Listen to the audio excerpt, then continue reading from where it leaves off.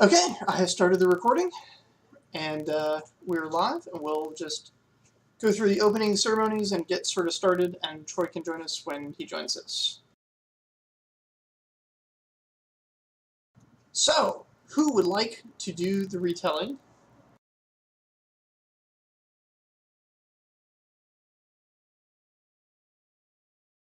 I know Draven had some of the big action last session, but you guys accomplished some other things too.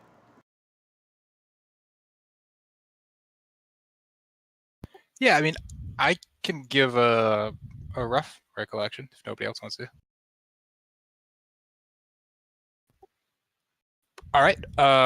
Cool. So as I recall, the session started with Haldrin being basically kicked out of the palace, and while that's happening, Nergui was speaking to the lawyer that we met in the previous session. I believe was Sishu the name.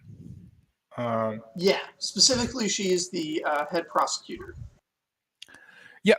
And yeah, so she wants to get Takakamis convicted for basically drug smuggling and using it to create kind of a cycle of kind of wage slavery, I guess.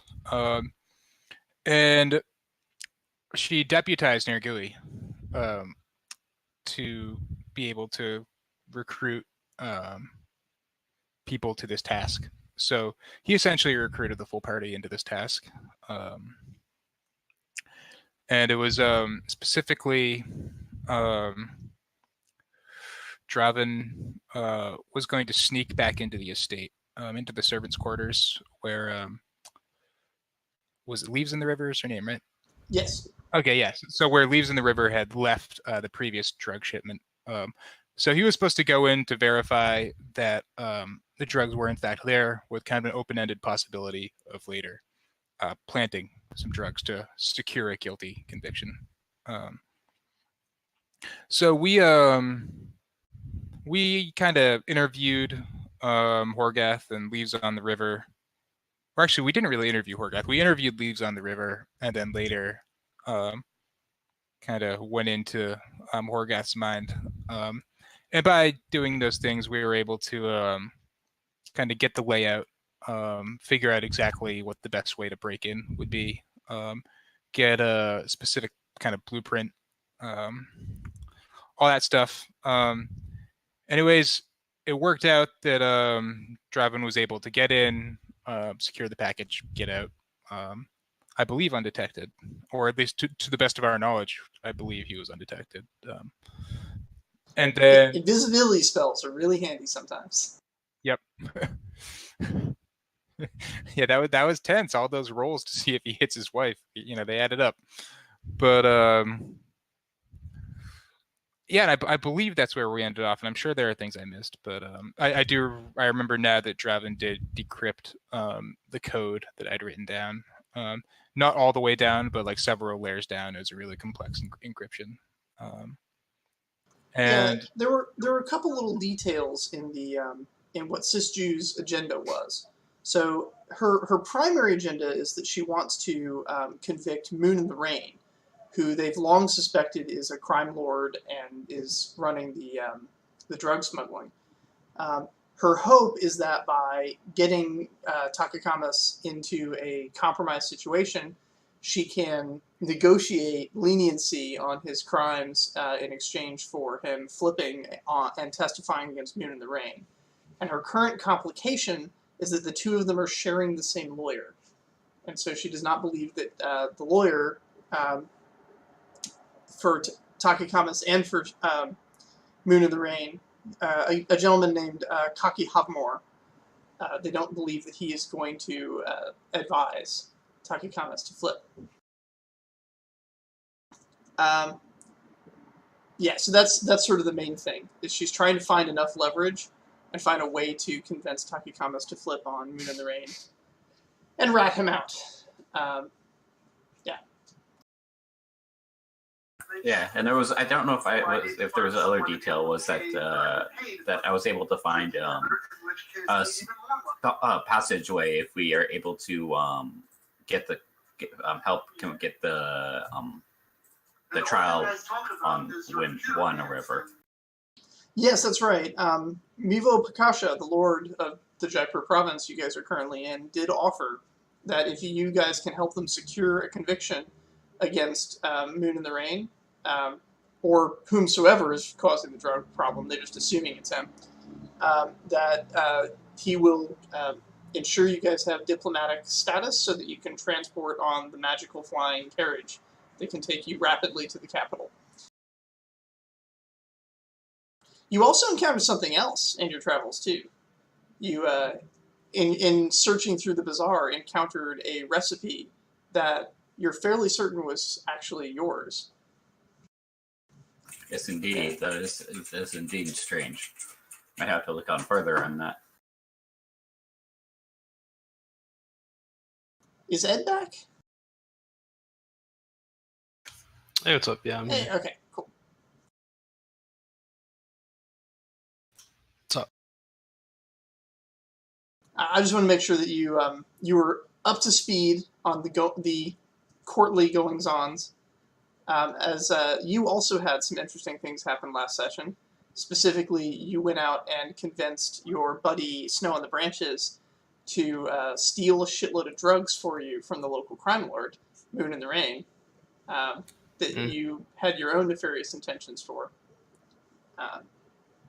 And so, as the sun is setting, and all of you are generally presuming that ill things are afoot, we come to that moment where the long shadows are turning into true dark, and somewhere a crime lord is no doubt missing some drugs that an agent of the, what do you guys call it, the Opal Path? Or was that one of your covers? The Opal Path. That's Yeah. So an agent of the Opal Path will be trying to make contact with you to deliver the promised goods at this hour. Tice is actually, his character, Ikomi Masashi, is actually there with you if you wanted to talk to him, although he seems to have the attention of the Lord of Jaipur right now. That's okay. I'm just kind of sitting in the background, being patient and observing. If you're going to make the pickup tonight to get the stolen goods, you might want to leave and find the guy sometime before midnight, but right now it's just, the sun is just finishing its setting. For you, Ikomi Masashi, the Lord of Jaipur, having agreed to this, offers to show you a special room he has in the palace. Most of the palace has been dominated by pictures of local businessmen, merchants, craftsmen. It's sort of an homage to the market itself. But he takes you into a small hall hidden off to the side, somewhere guests are not likely to see. And this is the one place you see actual pictures of him. They're all paintings, some of them done fairly well, a couple of them clearly done by his 4-year-old son, so not done well at all. But many of them do depict 4 characters, himself along with a spirit speaker, along with who you recognize as Hai Po, wielding his great green spear, and a 4th companion. And this 4th companion is depicted in a variety of appearances. There doesn't seem to be any consistency with it, but he's always depicted as having potions of some kind on his belt or in his hand.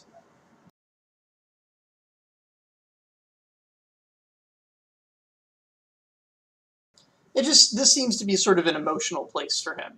He doesn't like to brag about his past exploits, but he likes to keep this hallway as a way of remembering the past.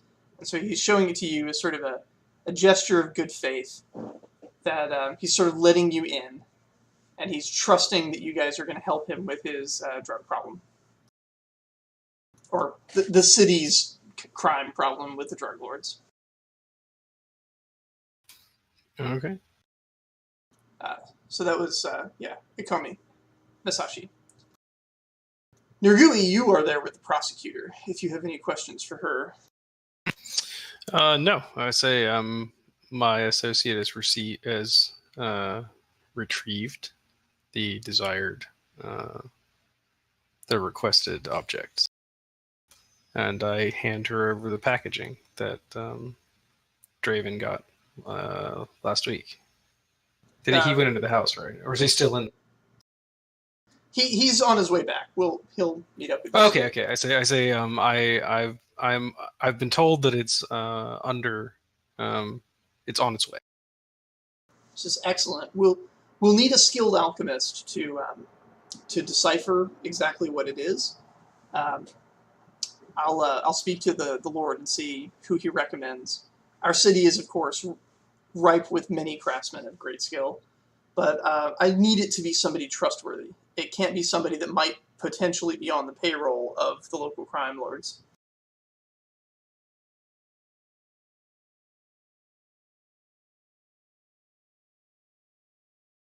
Understood.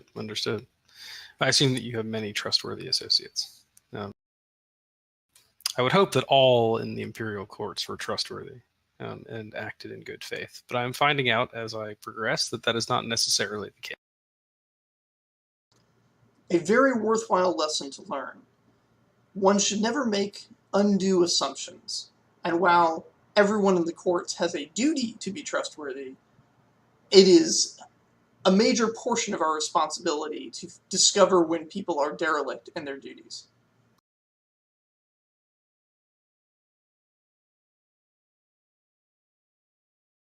Yeah, yes, you do. You're quite good at it. You are, well, you can offer your services. The Lord will, after showing you the hall, he'll come back in. Yeah. There's something I do request from the Lord as a thing. Not to be a boat, but to help keep the lawyer on our side, the lawyer that's on our side to have a perfect mind. He must have a perfect meal and perfect drink to go along with it before this big meeting of a big trial. I wish to access the kitchen so that I may have the utmost perfection for him, so that you have a higher chance of winning this trial.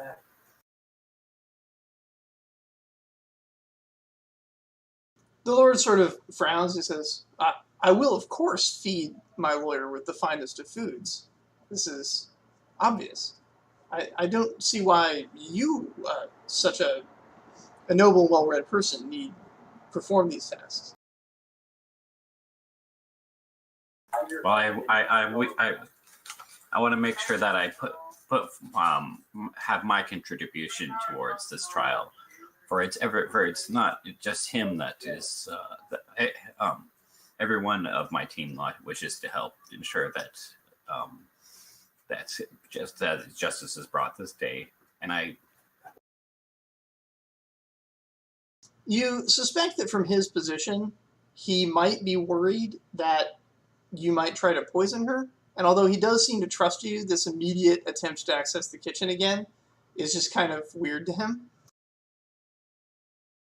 This doesn't mean you necessarily need to access the kitchen to cook food, having enormous amounts of equipment on your person. But, yeah. If not in the kitchen, then do you know, may I access any of the ingredients so that you'll be able to send some ingredients over?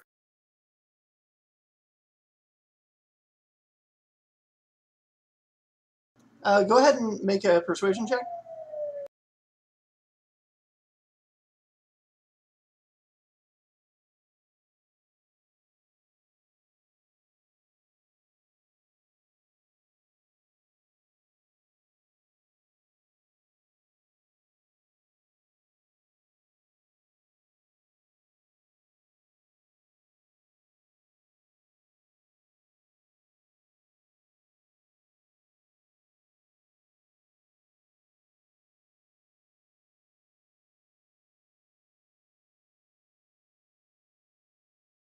Should be persuasion plus empathy, probably. Yeah.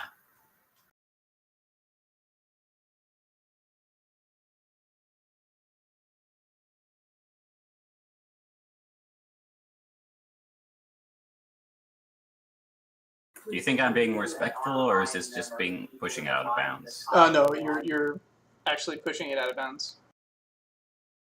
As the Lord of the Province, respectful would have been to respect his position on the kitchens.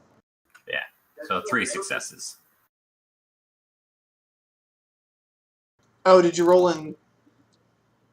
Oh, I rolled in Talus. Oh, okay. Yeah, I have the recording set up to record what goes on in session, so it's part of the recording. Oh, okay.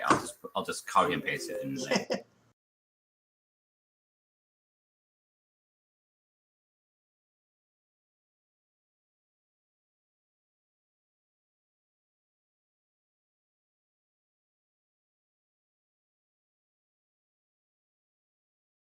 All right. Yeah, he is Miles, unconvinced. is your network being shitty, or are you?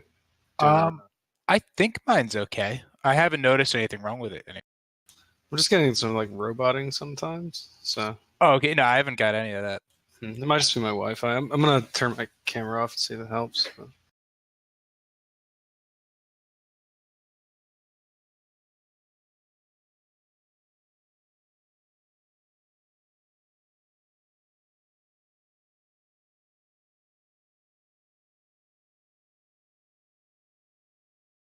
All right, so he does not believe you're trying to poison, but he's still not convinced that he should allow you access to the kitchen. He's going to let his own professional staff that he's known for years and trusts take care of the evening meals. You may have better success cooking for your own team as opposed to for his lawyer. Well, I was talking about isn't I thought Echelon's character was going to be helping with the lawyer part. Oh, he's helping. I thought you meant the cooking food for the prosecutor. She'll be the one actually arguing the case. He's been assisting. Okay.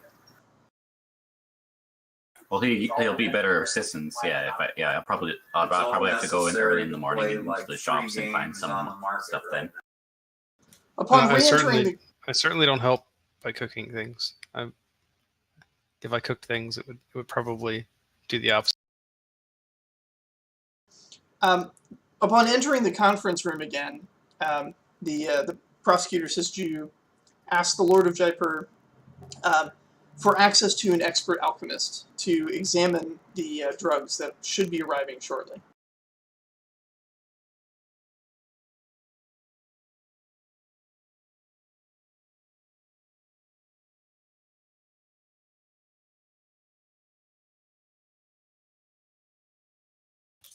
I assure you, my representative is very good at what he does, and he has said that he is on his way. He may be here already. That's how. Okay. So, Tice, you don't want to admit that you know alchemy to these guys? Well, I was just waiting for I know some alchemy, food. Everything has its own chemical compounds, mixtures and stuff. I've been dabbling in all kinds of things to increase my flavor, textures, I cannot attest to this man's alchemy skills, but I can attest to the fact that he can brew an excellent tea and is very, very good with mixtures and brews. So potentially. I can also say that he is an impartial and trustworthy individual. He's not even imperial, so he has no stake in this whatsoever.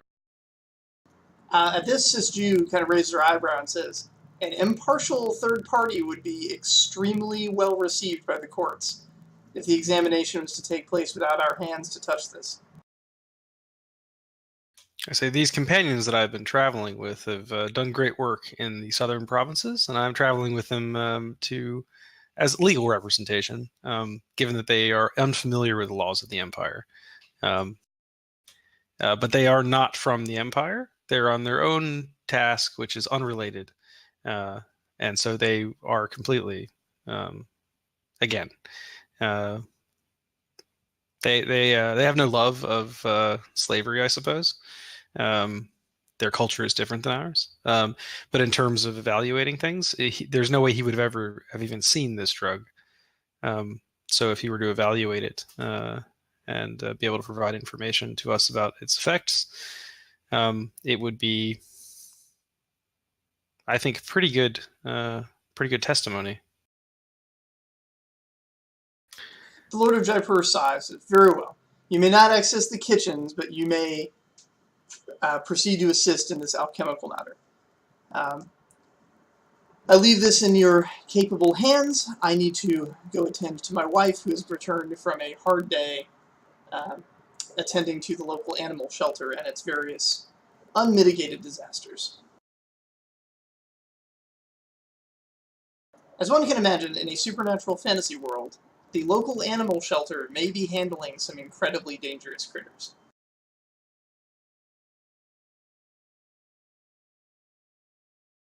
I'm just picturing it looking like the place in that guy's handbag from what's it called, the Harry Potter movie. Yeah, just without the spatial magic. Just it actually needs a space that big. All right, Troy. Oh, no, he's not there. Or is he? Perhaps his headphones are hearing us, but he is away from the keyboard. Does that one have me talk? Hey, yeah. Welcome back. He's role playing as Draven right now. Yeah. He's just a disembodied. I'm so into the character at the moment. So you have returned from your stealthy adventures and have made your way back to the palace. Or making your way back to the palace in any case, because before you enter, you will encounter Heldren, who is patiently waiting outside, or perhaps impatiently waiting outside. All right, Ed. When did you want Nirgui to step out to pick up his shipment? I'll say that I'll make my excuses if I'm not needed at the courthouse, and I'll go out and see how things went with my colleague. I have I know that I'm the one that he trusts, so I'm going to go deal with this, but I don't intend to touch or handle or even. I'm maintaining as much plausible deniability as I possibly can over this. Whoever ends up planting this stuff, which actually may be this guy, I'm going to go see how that works. I intend to basically not be, essentially leave no paper trail for this. I mean, he knows me by a different name anyway, and it's one of my guaranteed identities. So, not too worried about it, but.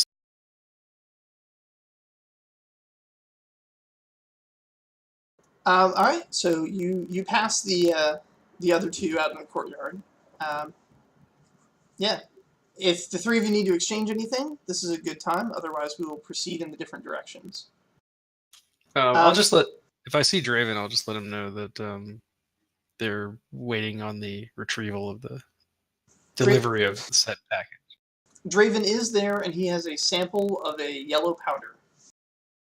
I say, excellent work. I'm going to get the rest of the yellow powder and laboratory equipment and get that sort of sorted out for us. If you can, just go ahead and I guess give that to the attorney, and then I think she's just going to give it to our tea maker. But anyway, it's all out of my hands now. I'm going to go see what I can figure out about the rest of this. The rest of the story that we are currently writing. All right. And so you proceed out. Your contact is waiting for you in a dark portion of the local park. He has a sample to show you. He says, "I've got the rest hidden." He is beaten to shit. There's multiple knife wounds in him. The bleeding's been stopped on about 2/3 of them. But he's got at least, his eye has been blackened at least twice this night in various brawls and things. So, but he does look kind of pleased with himself. Well, how did it go? Looks like you had a good time. Yeah, we went in. There was that little change of plan that you made where we would steal the drugs instead of the money. But then when we got in there, Snow on the Branches had this brilliant idea. That's why he's the leader. He said, we'll steal the drugs and the money. That is a great idea. That's he's a great leader. So we're going to be using the basically my colleagues have need of the drugs. I'm assuming these aren't I'm kind of asking you at this point, Dave. I'm assuming these aren't like recreational drugs. These are No, they're not. They do create sort of a euphoric state, but the main thing is that coming off them creates an intense need to get more of them. That's sort of the idea. They don't create hallucinations. They don't make people lazy. They do give a little bit of pep to the step, but the main thing is that they're highly addictive. So these don't really have a street value except to owners of plantations that are trying to illegally use them to maintain. Okay, and so basically these Also, don't have the powder is white. Okay, gotcha. So so my main question is like these things don't have a street value except to they don't have any value to any of the criminals that I work with. No. There are other criminals that have value for these, but they're not my criminal. Right. Okay, so this Your guys generally despise this stuff, and their original plan wasn't even to steal it. They were looking for money.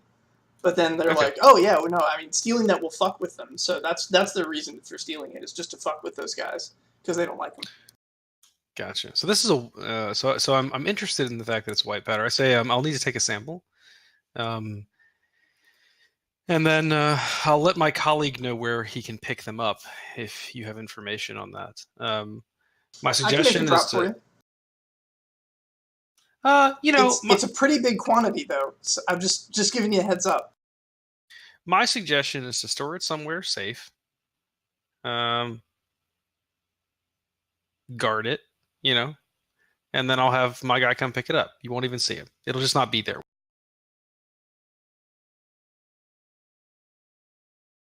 All right. And so he gives you a couple addresses. Like, it'll either be in one of these addresses, or we'll just be moving it around in carts. Sounds good. You start to get the feeling that when he says carts,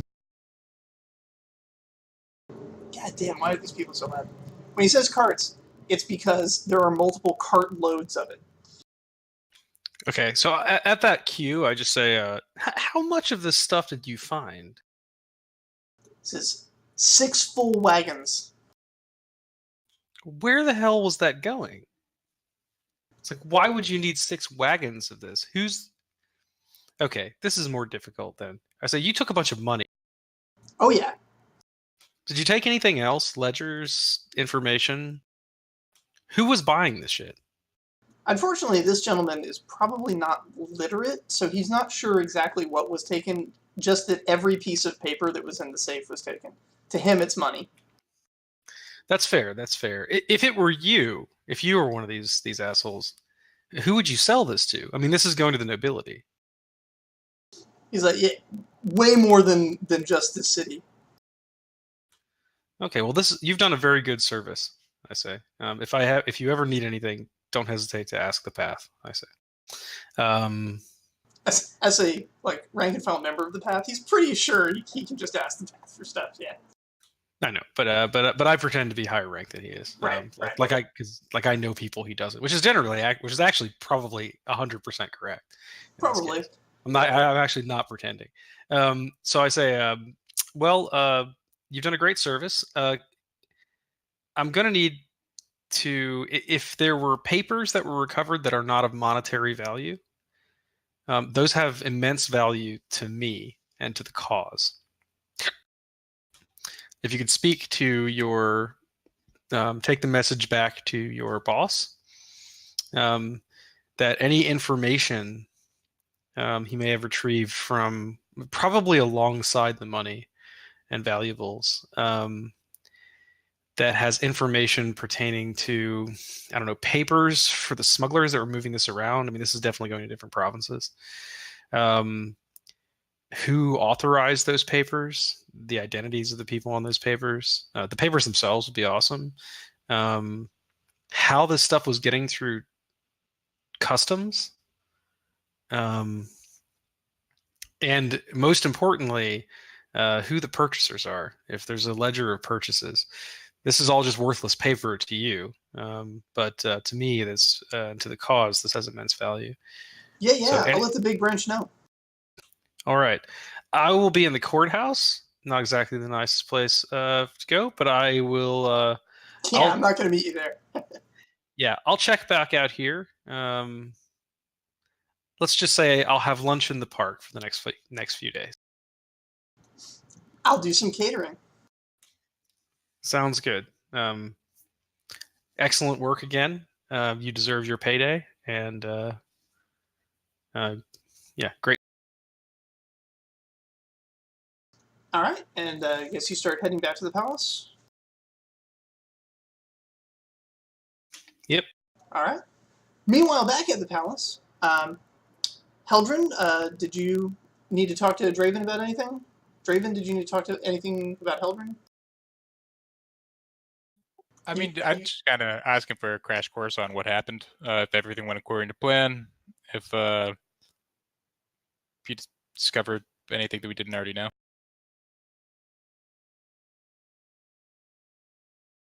I'm trying to remember what happened. And did you go into that downstairs chamber? The one that the servants weren't allowed in? I don't believe you did, right? I did not. Okay.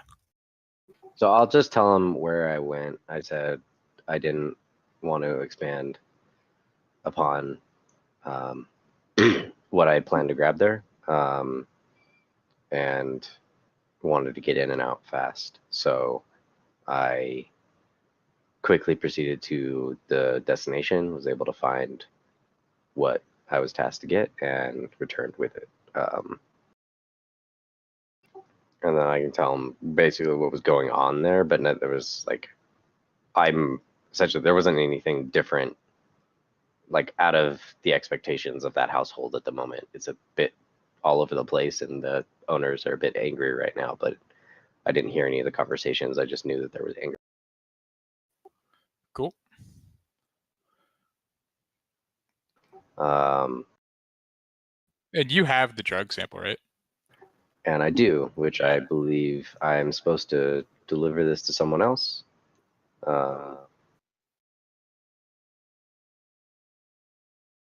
And I don't think I ever talked with him about the stuff. So I have some discussion for us later when we have more time and we're not dealing with the current situation.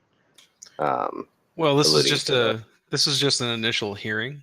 So I assume afterwards. I think he's talking about something completely different. Yeah, I'm talking about something completely separate from the trial. Okay.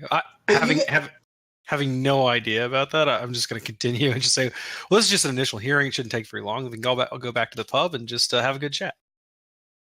You guys probably do have a moment to talk about it while you're waiting for Nagui to get back from his meeting. Okay, I wasn't sure if because he asked that we deliver this, but I can hold off if I'm waiting for him to come back. I planned on giving it to him anyway. He told me to go give it to someone, and I kind of don't want to. Like I did enough by going and doing this for him. So I guess, yeah, I'm sitting around waiting for him. And I'll take this as an opportunity to explain and say with the timing and the nighttime, like the day, it was most opportune for me to head out right away to get the sample. So I didn't have time to give you the information you had requested. Here's some of it. It is not all. And I may be able to continue working on it. I'm not sure. And then I'll hand him like just the what I have written down so far of what I've translated from that tablet, which was layer 1. The Emperor must be given credit for building this this structure, about referring to the Referring to the reservoir. yeah. And then layer 2 was the purpose of this reservoir is to contain a psychic demon. Yes. And so I'll pass that information along to him. And say that the cipher is more complex, so I'm not sure how much more information there is available from.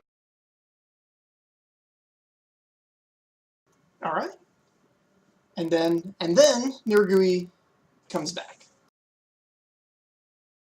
Perfect. And then, so I'll say, like, I guess I could say, we'll discuss this more later. And I'll turn to Nagui and say, you asked that I deliver this. I think it best you do it. And I procure the vial to hand him. I conceal it in a way, so you can't exactly see what I'm handing him. All right, I take it, open it up in plain sight, and take a look at it, and say, "Excellent, thank you very much." And I put it into my sleeve, and then I say, "You are still deputized. You may have other services that would be required of you by the state." Say, I almost said your emperor, but of course that would be incorrect.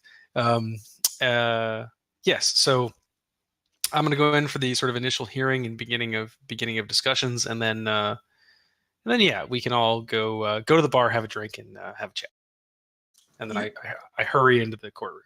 Your diplomacy is excellent because technically he is their emperor from your perspective, but from everyone else's perspective, he's not. So yeah, I have a 5 propriety, so That's I awesome. know what I'm.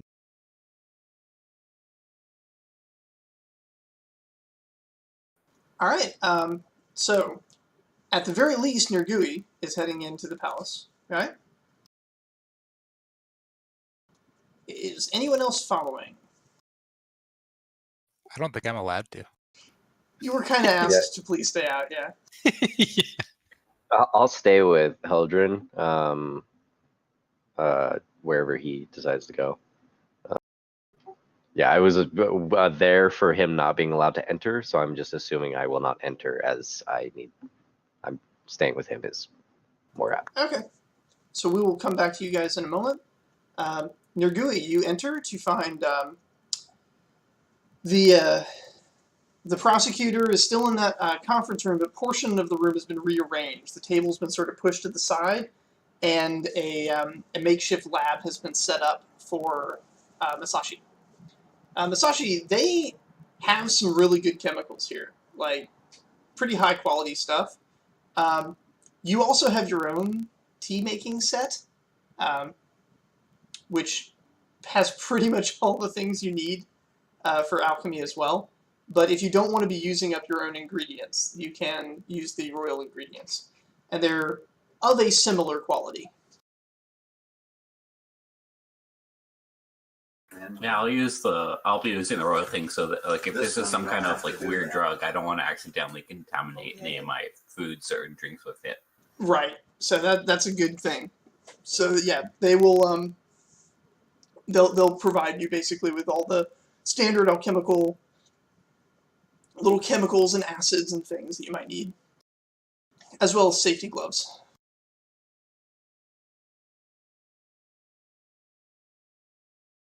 So, Nirgui, what are you going to present with them first? You currently have both samples, the yellow and the white. The yellow is what was retrieved from the house, right? Correct. And the white was retrieved from the crime lord. Packages flowed back and forth from the house to the crime lord, and then back again. The yellow that you've got was from a package that was intended to be delivered from the house to the crime lord, but never was delivered because she attempted her assassination on the way. And what I know, and I know that stuff came to the house, right? Yes. Her testimony is that she would take things from its hiding spot under the rock and bring it back to the house. Was she on this drug? You do not know. I don't see evidence that she was, right? I mean, she's not in severe withdrawal. She is with the spirit speakers. She's with the spirit speakers, and she does not appear to be in severe withdrawal. Correct. Okay, so this is how I'm going to play it. So I'll I'll say I have 2 samples. My agent was very thorough. This is unexpected, and I look very serious about it. Okay, so the prosecutor is immediately kind of suspicious, like 2 samples. All right. They are different chemicals. The sample that we retrieved in the place that she indicated is this, and I present the yellow powder, and I say, this was found in a package that was destined for the labs. I suspect that this is potentially raw material, or maybe the lesser version of the drug. I also have this, and I present the white powder. It's like, this is the powder that came from the labs and was flowing to the house for drop for delivery. I suspect that these are related chemicals, but perhaps one is more refined. I was like, I know nothing about chemicals or anything. Our alchemist can suss this out, I suppose. But if this stuff is being made more potent, that to me is an even more dire situation. I also have put my ear to the ground, as it were, and spoken to some less than savory types who are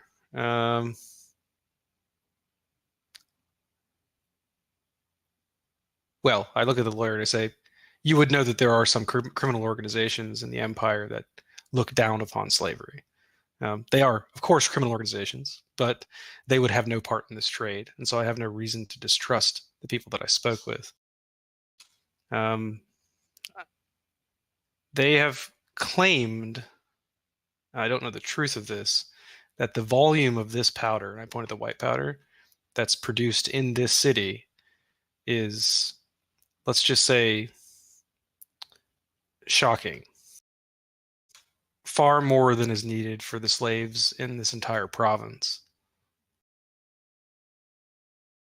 She looks at the white powder and says, well, this is the drug we've been trying to stop for certain. But if there's such enormous quantities here, I mean, can this be manufactured here? She asks with sort of a question, and she's sort of leaning over and sort of asking the alchemist. I shrug and I say, I don't know how any of this stuff is constructed. I say, I am but a mere scholar.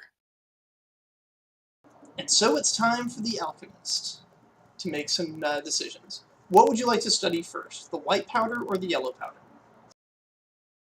From what he has said, he's thinking the possibility of the yellow powder is the lesser form. So I'm going to start off with the yellow powder. Okay. Would this be crafting? Let's see which one of my things. This is, alchemy is a form of crafting.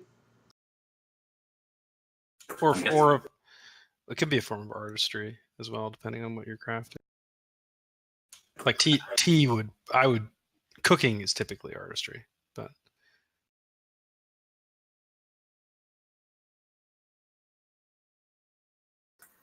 Let's see here. I think cunning, crafting, because I'm not being empathetic. Because this particular thing is not about art. This is about science. Yeah, sure. Yeah.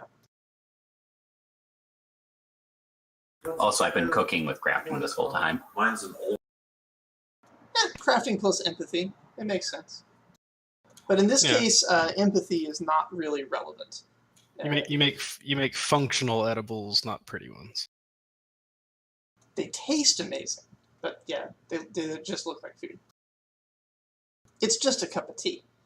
Your plating is terrible. That's basically.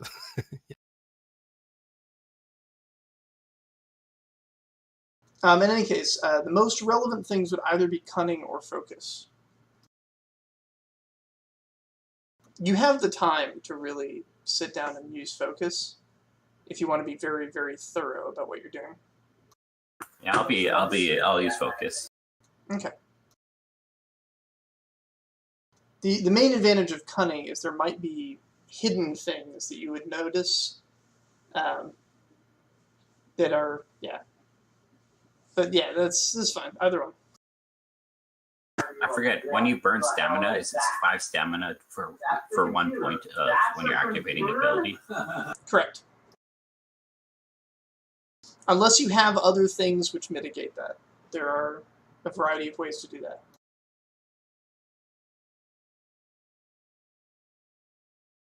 But could I, so I'm thinking of burning something, but could I burn 5 endurance and then 5 of the stamina? Because or does that have to be from the same source? No, I'm pretty sure you can burn from either one. As long as the cost is paid. Oh, okay.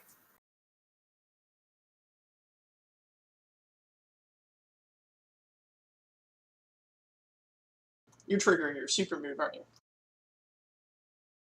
My omniscience.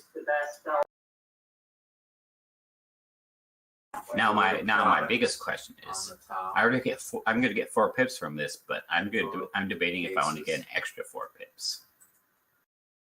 Because I can get 4 pips from smelling it, probably, right? Yes. Now the better question is, do I want to get 4 pips from tasting it? There are hazards to that. Because it's going to be not like big dose. It's going to be like because that's how like a lot of potions in a lot of games are done, is by just giving them that little tip. But currently, having not examined this before, you don't know what dosages are large and what dosages are small. Yes. Hell with it. I'm gonna go big. Nice one. The I'm gonna Talus go 8 pips. 5000.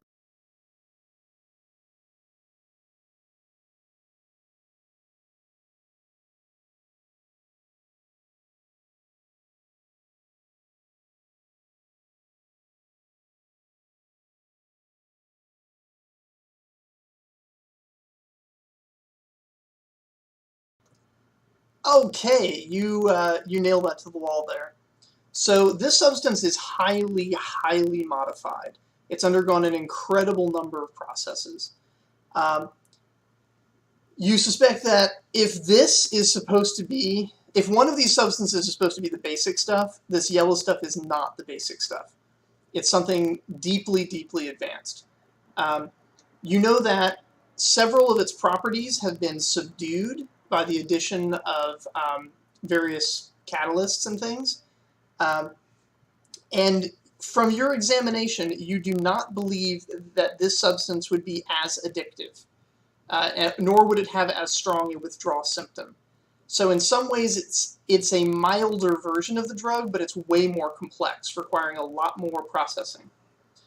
The initial drug itself is derived from a flower, specifically from the petals of a flower, and that has evolved a property to cause bees that come in contact with the petals to become loyal to that particular flower, delivering its DNA favorably over all the other flowers. Of course, refinement of that makes for an interesting effect in humans, that they become loyal to the person giving them the drug in a sort of backwards kind of way. But yeah, this is a weirdly complex one, and it has a bunch of other properties that you have not fully and properly explored, but they're definitely mental in nature. You yourself, however, do not seem to be experiencing those properties. For some reason, your tasting has not triggered anything in you, nor do you feel a driving desire to have another taste, which you think in theory, based on its content, you should have at least some desire. But for some reason, it does not seem to be working on you. This is very complex. I wipe my hand off because So that's almost as everyone just looking at the gauze after I just had taken a little sample of it, just to taste it. It's actually Yeah, they're a little kind of horrified. Then they hand you over the white powder. You don't need to roll for this. You've already buried the needle. The white powder, it is much simpler. It's made from the flower. This is the basic stuff, is the white stuff. And the white stuff, it would just make people want more. They'll do whatever they can to get more. It kind of builds in a little bit of loyalty, but it's definitely the basic stuff. So whatever the yellow powder is, that's what's causing that's the more advanced, more complicated thing.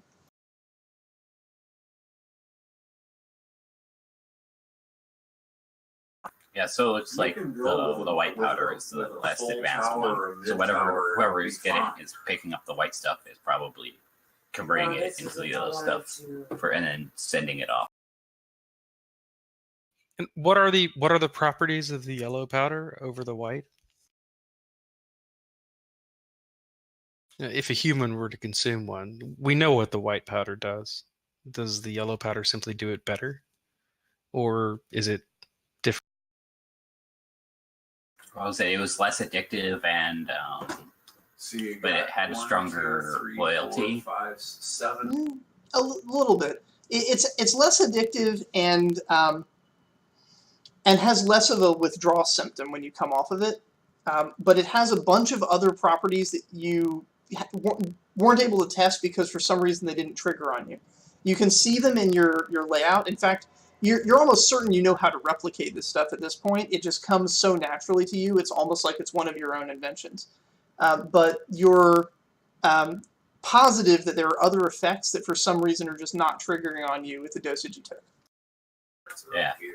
There should. I cannot get any other triggers to happen. For some reason, this drug has not been as effective on me as I would assume that if someone would take this.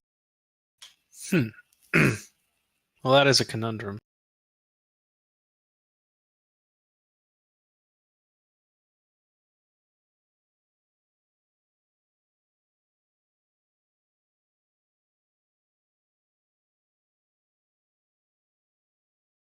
The prosecutor is kind of scratching her head going, so they managed to make a less effective version of their drug? This doesn't make any sense.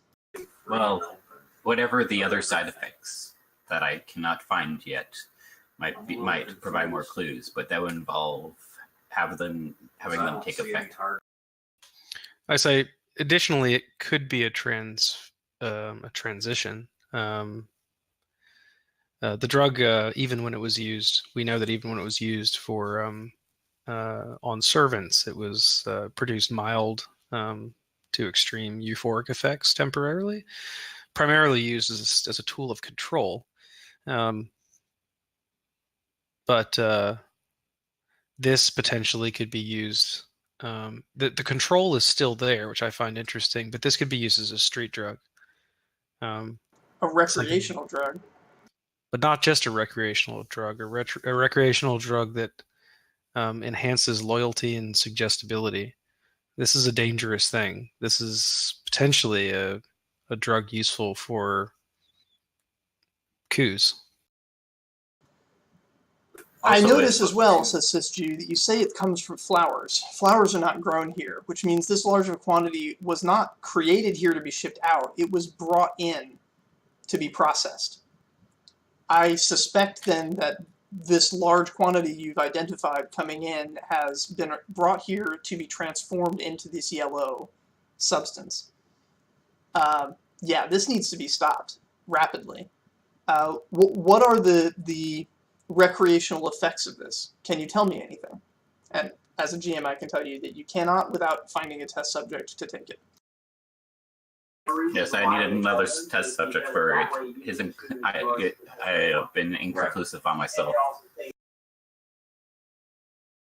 The only thing I can say is if they reduce the amount of letdown from the drug, that means it's a lot harder to detect when someone's taking it. Exactly. It may be harder for the person taking it to realize that they're taking it. I would not really want to suggest but we would need to get full details. So we would need someone that would volunteer to have a trial test. If they're manufacturing some sort of a truth serum or loyalty serum that they could infect in wines or waters in the upper echelons of the government, this could be devastating to the provincial stability. I say, that said, you've given me excellent plans. What I've always learned as a scholar is that when bad things are afoot, you follow the paperwork. These flowers didn't come in here invisibly. They came through a checkpoint. and at some point they were logged. Assuming, given how illegal this entire operation is, I assume that they were logged improperly, but the paper trail exists somewhere. I'm going to go see what I can find in the records. Sisju smiles broadly. You will be a good lawyer. She turns to you and says, my thanks, Masashi. You've done us an excellent service. I feel that I am more than prepared for tomorrow's court proceedings, but if you encounter any other information, please let me know immediately. Yes, of course, I will. All right. Meanwhile, out in the courtyard, what are you two up to?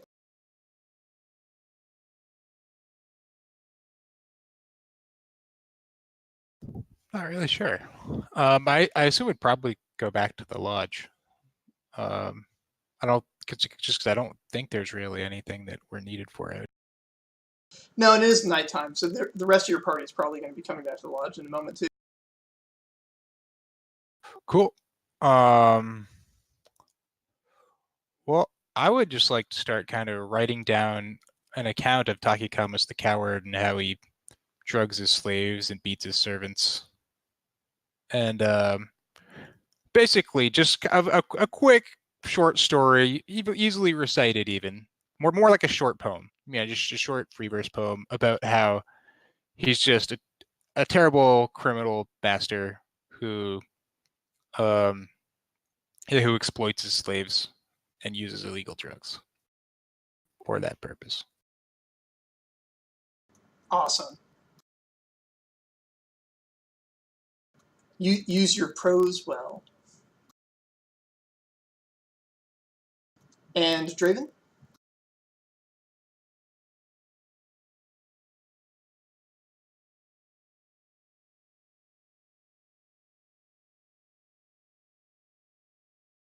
I am not sure. So when I tried to, I'm trying to remember how we did it last week when I was trying to work on deciphering that thing. We were discussing Either focus or cunning plus scholarship. okay, and that was how much I could get done, and Yeah, in that I was section. trying to remember the different approaches. Focus, it takes longer, but it's, yeah, you're a little more thorough with your research there, whereas cunning is a little bit faster and has a chance of revealing hidden insights, but it's, yeah, it's not going to be as thorough.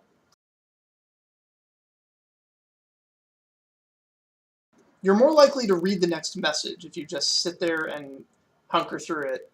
But if you study the methods, you might gain insight into how the message was encoded. That would be a cunning approach. After all, this message is not just merely written. This message is poetry. It was designed so that every word would have underneath it another word. So that gives me insight on the kind of person that could write it. Is that the way you're saying, or? But that would be a cunning approach. If you're just going to use focus, you're going to power through and get the results of the message. Okay, I think the fact that I would see how intricate it actually was on my first attempt would probably tell me to continue down that route. I do want to decipher the message out, but now, like, taking the cunning approach last time was like a very interesting version. Like, it gave me technically more information because it was two different kinds of information. So I think if Heldren's going to be busy working on that tablature, yeah, I'll sequester myself and start working on this again, and I'll take a cunning approach too. All right. Put down those dice.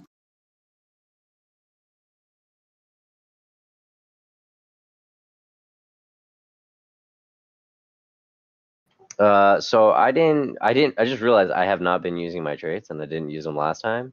And I also didn't use them for the entire, like, I was by myself sneaking through a place, and I have fine on my own.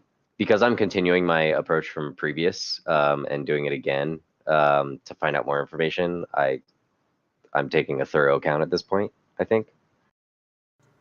You have chosen to do this the cunning route instead of the focus route, though. The focus route would have been more Okay, thorough. so got it. So even if I'm continuing the way I'm doing it, it's still not necessarily thorough because I'm taking a faster approach or whatever.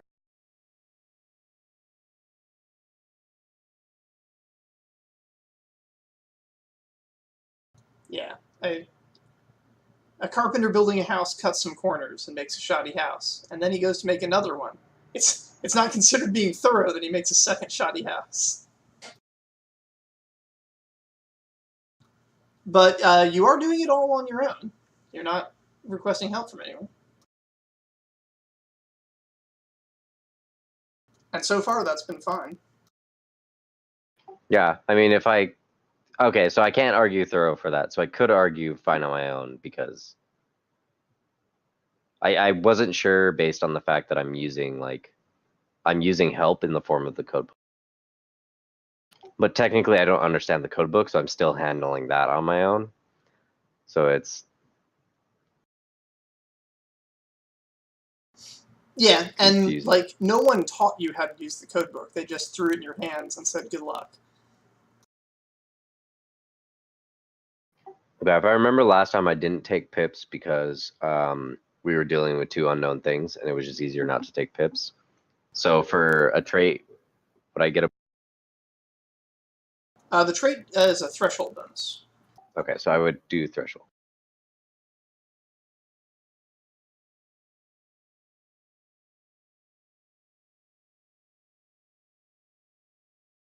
It's a good thing I did.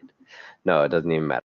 While you were not able to interpret the next phase down, you did notice something about the methods that are being used to create the poetry.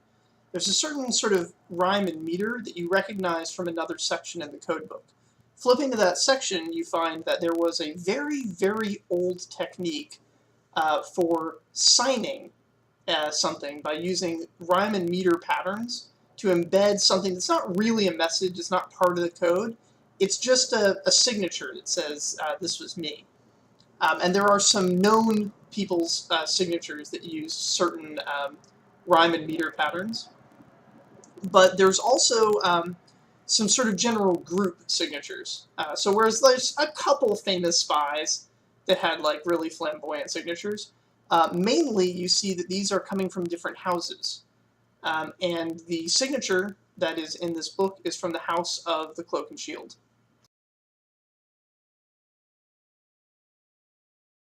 Okay, that's the one that's not around, right?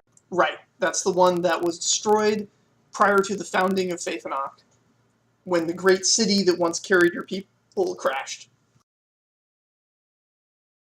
They're the house that sacrificed themselves to enable the city to cloak from its enemies and escape.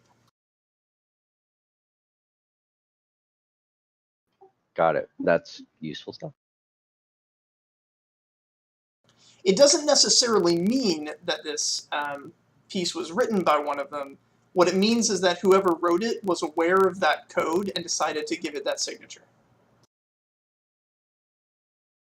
Yeah, it points into the direction of this, which means someone is either blaming them or whatever. Or claiming to be one of them if, you know, Yeah. or was a fan and wanted to be involved with that somehow.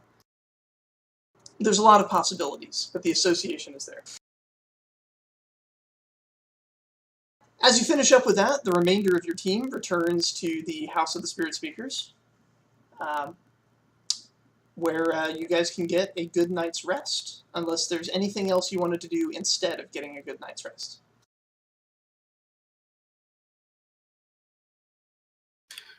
Nope. I'm gonna request ask one of the spirit speakers if it would be safe for them to consume a drug.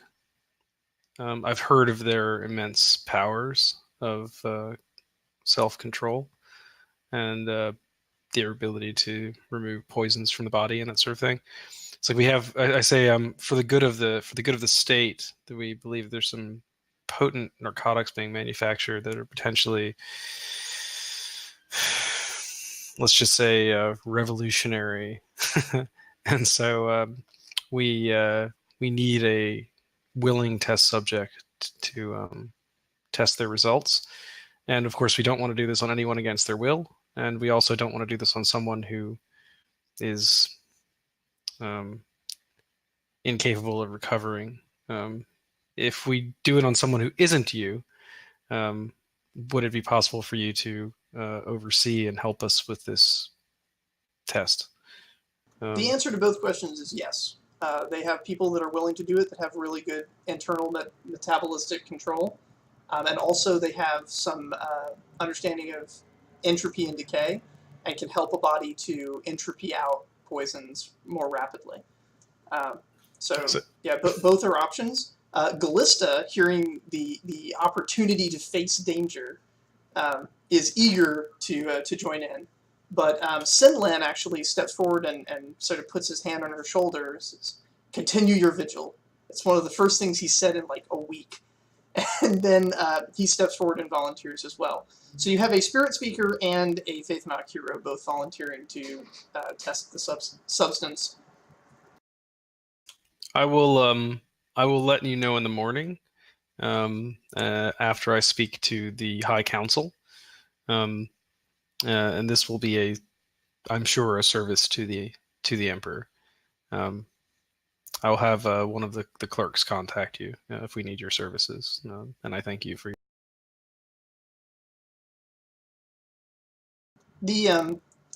The spirit speaker is actually, you expected Sinlan to be the one who's like, I can take it now, but he actually is very calm. Spirit speaker was the one who's like, why wait? We have all the resources here. What time is it? Is it like super late, or can I go? Like, you want to just run back and get permission?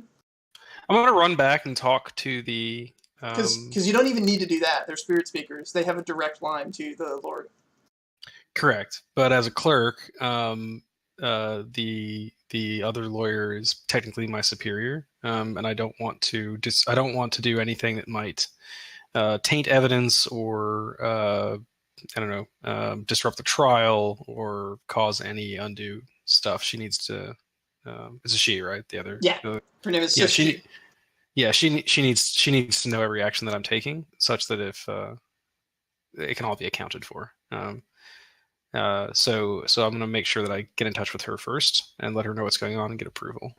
Okay, yeah, she gives you your approval. She's like, I mean, if they're truly volunteers, then that's acceptable. Knowing what the effects are is important. And they are spirit speakers. They're obviously loyal to the throne, and are doing this not in service to us, but in service to the Emperor. So she says, please make sure that at least one third-party person not participating in the trial observes the events and records them. Agreed. I will be observing, and I will have our alchemist observe as well if he is present, as well as the testimony of the other spirit speakers, should that not be sufficient. And it just so happens that there's a bard in the room whose entire purpose in life is to chronicle everything. Yeah. And we have, All right, so I was like, so I retrieve a sample of the yellow powder, which is the one that we don't know the full effects of. And not all of it, because she needs some of it for evidence, I imagine, but I retrieve a portion of it and then ferry that back to the... You want to test it on the spirit speaker first or on Sinlan?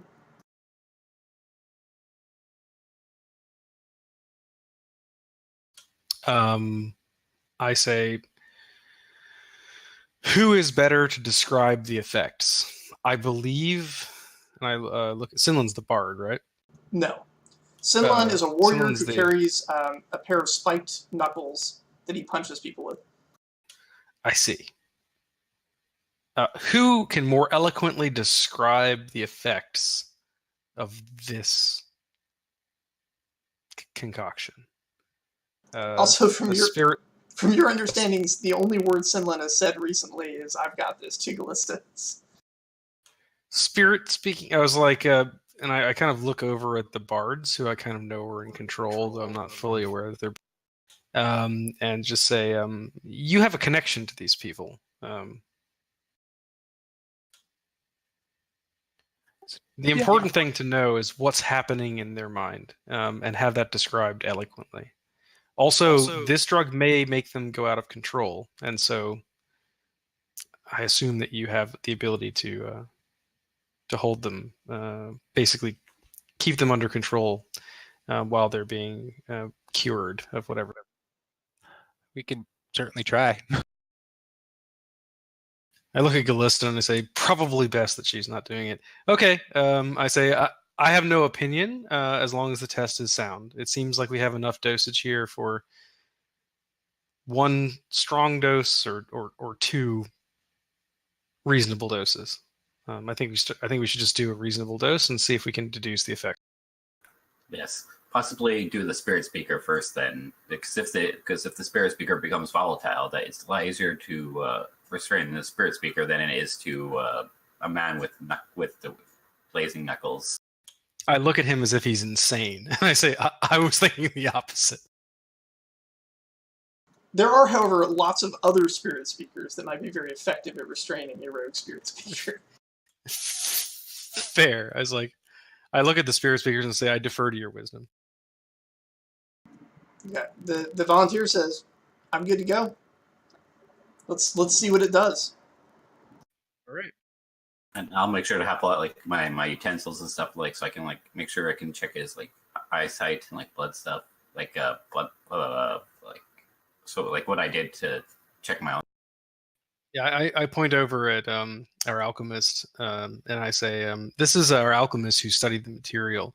He knows some of the effects, and so he can help you by telling you what he knows you will experience. This may help you steady your mind to look for the other things that are less easy to detect. Then I say, please explain the effects of this to our test subject, hoping that gives pips or something. Yeah, I'll explain to him exactly what I have felt and stuff, and they like. But this is like around this time in after I took it that I started where I thought I would start feeling these effects, but that I did not, and possibly you will be. I will not. I'm not sure what you will be feeling. All right. So you dilute a little bit into some water for him, and he drinks it. And he says, "All right, I'm tracking it. It's in my system. It's starting to hit my head. I'm starting to feel it. I can't sense anything. Oh shit! I can't sense anything. I'm cut off from the spirits. I'm cut off from the spirits. I don't have control. I can't control my metabolism." And he starts to panic. Okay. We have other spirit speakers in the room, and I'm assuming that they're on.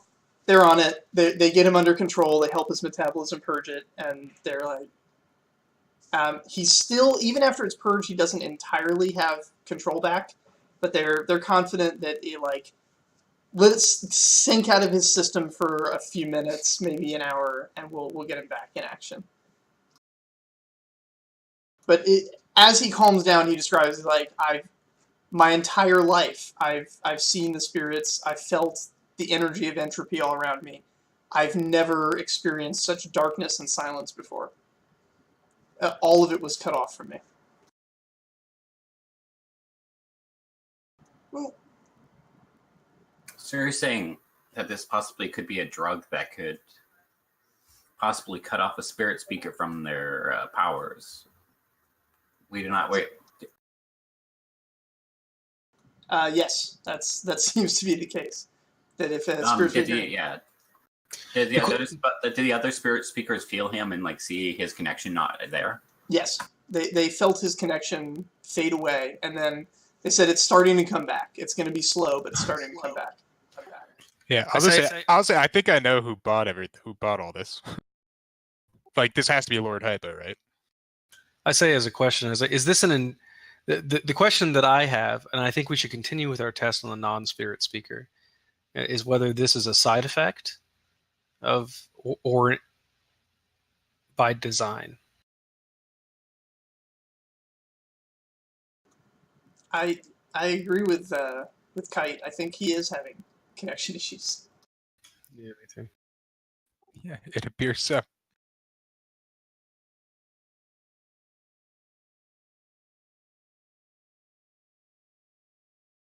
The other thing that he does mention is says, I got so caught up in it, I forgot to mention it was basically flavorless. It tasted just like a regular glass of water. Do you have any experience with something like this in the past? Any spirit speaker enclaves that have gone dark or missing, or assuming this is a design defect and not just an incidental effect, but the intention of this drug is to rob you, potentially other magic users. The spirit speakers aren't the only ones, of their ability to touch the void, as it were. I'm just trying to put the pieces together. If it's intended to do that, does it has it been used? If it's a weaponized drug against the magical arts.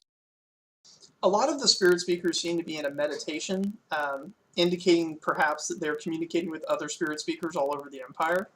And eventually they come back with the similar experiences have been noted in observing other spirit speakers entering areas in which the void is absent or subdued. But yeah, never from a chemical, never from a drink. I look at the hero that has volunteered to take this drug, and then look over at Heldren, and say, I'm most interested in what would happen if you took it. I was actually kind of curious myself. You're not. I'm very perceptive. Your magic is subtle, but it's there. I know that it is. So yes, You speak to rocks and things. So yes, and you speak to them convincingly enough that I'm pretty sure they're answering back. And I've known you enough to know that it's probably not just that you're. I'm a bard. I'm also a psychic. So. Well, where you come from, the two are one and the same. Yeah. So I'll say, yeah, I'll try the drug. Sure. What the hell? I feel I should advise against this. I look at the hero and I say, Hero, your services will not be needed to take this concoction, but great danger is upon us. The hero says, danger is faced by heroes, not by bards. Your danger is that a bard is in danger. Exactly. He can cause great. So you will assist him through this trial, along with the other spirit speakers. That is your heroic task today. That has been. I don't want to punch a bard.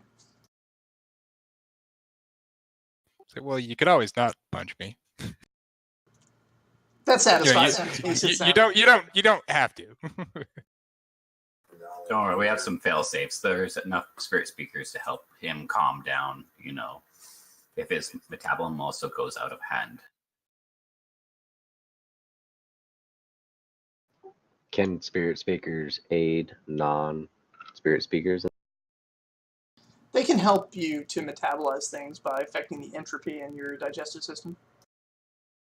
We have an army of psychic bards hanging around us right now, so you could all just basically get in each other's minds and observe each other from the inside kind of thing. That might actually be horrendously dangerous depending on how this stuff works, and depending on how your psychic stuff works, which I like.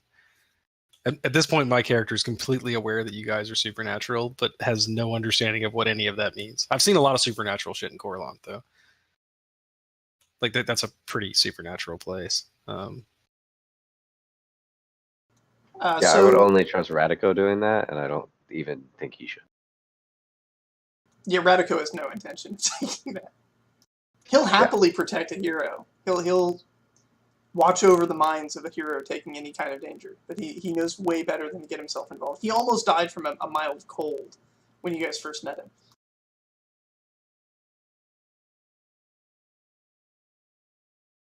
Radico is not a combat bard. But yeah, if one of you wants to take it, otherwise Sinlan is still volunteering. Yeah, I'll take it. All right. I'll make sure to be by his side. It tastes like nothing, But and if you you have really, any kind of you don't really feel any effect. say, okay, I don't feel any effect. I'd like to kind of reach out psychically, just on some low level, just to see if that whole capacity is still there in a general sense. 100%. It actually feels a little smoother than usual right now. All right, can I go up to my chamber and see if the spirit's still hanging out in the little spirit cage? Yeah, he's still stuck there. So yeah, all right. He lied to the spirit speakers a bit too much, so they just haven't let him out of the cage. So yeah, no kidding. I can still see him. All right. I'll come downstairs. I'll say, I'm fairly certain I'm fine. If I'm not fine, then it's in some undetectable way. I hope have not become a time bomb of some sort. But yeah, for now I feel pretty good. You still have more of the substance if you want to try other subjects.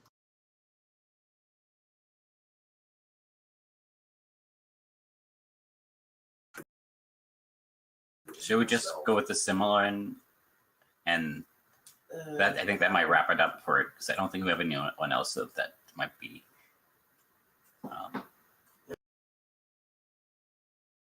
Yeah, Sinlan is still ready to try it. He's like, didn't affect the bard, then I'm going to be fine.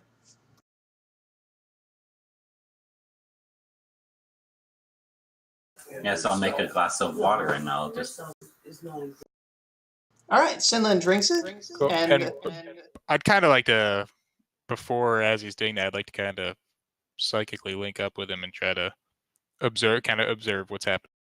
you feel that Radico's already in there too. He gives you a little Cool. psychic wave. Front row seats, man. He's eating psychic popcorn and everything. Yeah. Yeah, just Cool. Skyping near his brain. He's like, another user has entered the chat. Player yeah, two. I wanted to compare symptoms, but I'm not experiencing any. So, yeah. There's sort of a sparkly tingle inside his mind as the liquid goes down his throat. And then a beacon blossoms in his mind. And it starts to grow. And you see him awakening psychically. And Sinlan reaches out into your mind. As best you can tell, the drug has caused him to become a psychic. No kid. You have a split second to try and shut your mind down before he starts realizing the truth of his world and what bards actually are. Wait, can I shut him down or shut us down? He's awakened. He's as psychic as you are right now. And he's just reaching out randomly, like a child groping at nearby objects. So is the risk that he successfully reaches out to us and understands what a bard is, what they've been doing to his society since the foundation of the principles? He'll realize that the entirety of heroes and their worship is a lie, that he won't live forever in paradise if he's an awesome guy, that merely shadows of his memories will be called into being. It could be world-destroying for him to realize this. I'm not even sure. I'm not even sure. I realize 100% of that. So that's a lot of realization you dump on a dude at once. Yeah. The guy's just like, oh fuck, and then you look over, you're like, what? Oh man. The only good news is that his potential is really low. Yeah, I'd like. I mean, Radico knows him way better than I do. I don't feel like it's really my place to dictate whether or not he should be allowed that realization. Radico has raised full defenses. Radico is yeah. All right, then I'll follow Radico's lead. Do whatever Radico does.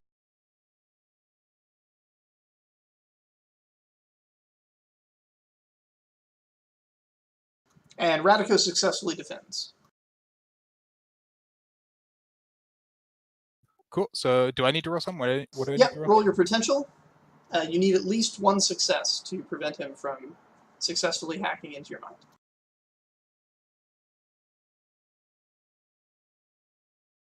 Cool.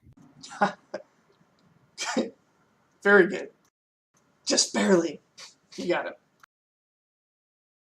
All right, yeah. So he's become temporarily psychic. Of course, nobody who's not psychic has any idea of what just happened. So they're waiting for some sign, but they see him kind of tripping out, and so the spirit speaker's like, "Should we start dissolving the drug out of the system?" I'll just nod. Okay. So they start working on it. A few minutes later, the beacon in his mind sort of simmers down and then, like a candle, just fades out as the wax finishes and the wick ends. So what were you feeling? It didn't seem like we saw anything happening, really. Says that was the trippiest thing I have ever seen. The colors, the swirling lights, the vast silver nothingness around me. He's basically describing the astral plane to those of you who are psychic and go there all the time, but he just doesn't know what it is. He's never been trained. Man, those are some delusions you saw. It's like, yeah, I need to sit down. It felt so real. I'm just gonna kind of saddle up to Draven and just be like, it might be in our best interest to get a lot of that stuff.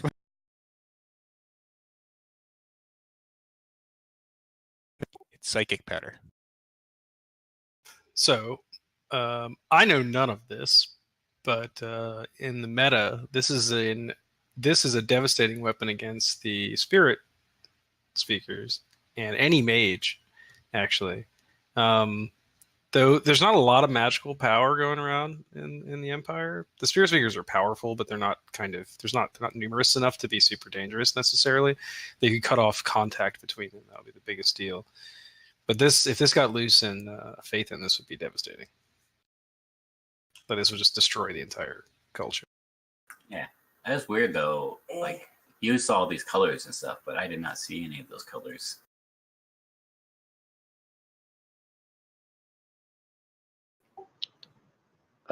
He took a different one, right? No, I took it. Oh, it's all the yellow one. Yep. Yeah, we And kind of had know what the white two one different reactions from two different. So is that Faythen. what Horgath was taking? Was he addicted to this? So Radico says that could explain a little bit about how they were able to convert him. I don't think he was taking it. I think someone else was taking it and using it to manipulate Horgoth's mind.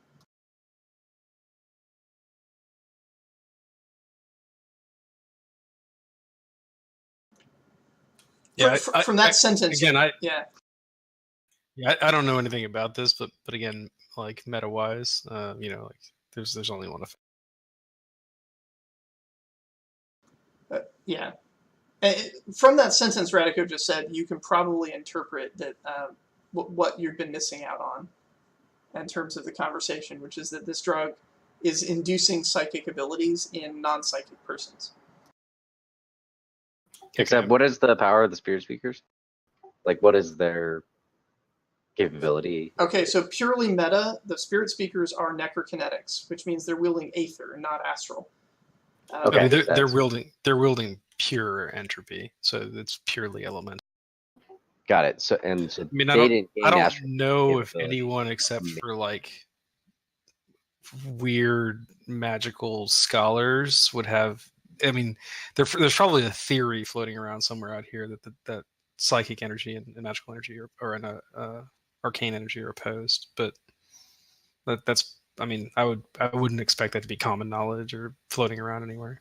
You guys Yeah. might know it because you have access to a pretty large, like psychic. I mean, yeah. I mean, it's possible that you know it in your hive mind stuff, but I certainly wouldn't. The Faythen'oc has an extraordinary experience with psychic stuff and very, very little experience with aether-based magic, since almost all of their heroes are wielding belief-based magic. Yeah, though I mean, at the same time, I mean, a kinetic is bound to happen from time to time. True. And you do know that kinetics can never be bards. But they can totally be heroes. Absolutely. And they're great at it. They also sometimes don't need belief magic in order to do elemental things. That's their kinetic gift. Yeah, and they can be difficult to contact. They're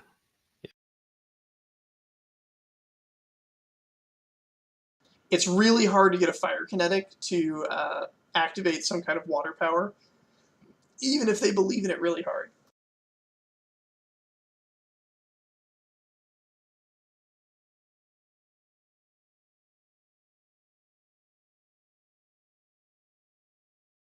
So I think we've done all the stuff that we can figure out right now, right?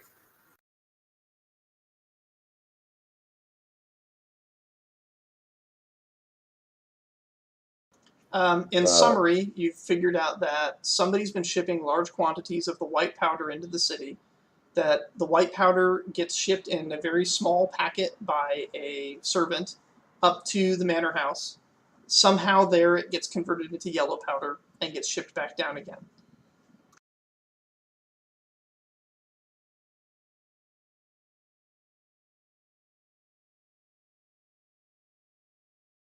maybe we don't need to plant stuff in the manor house. Maybe we can just say that our some individuals seized a large quantity of illicit material and are giving them up to the state. Maybe there is something else in that manor house that we don't need to plant, and it's worse. Well, it might be something that's converting it.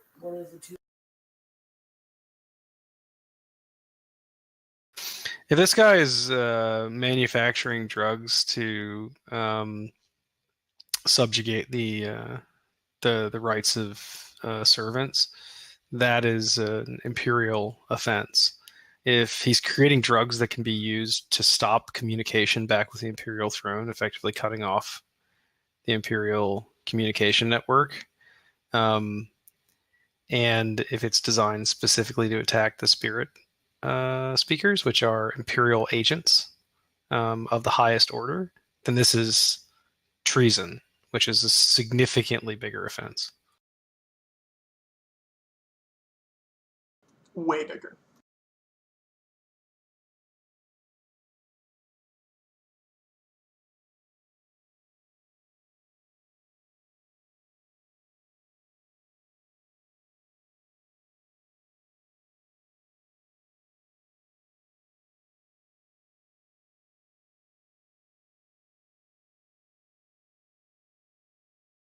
So what is the next step then?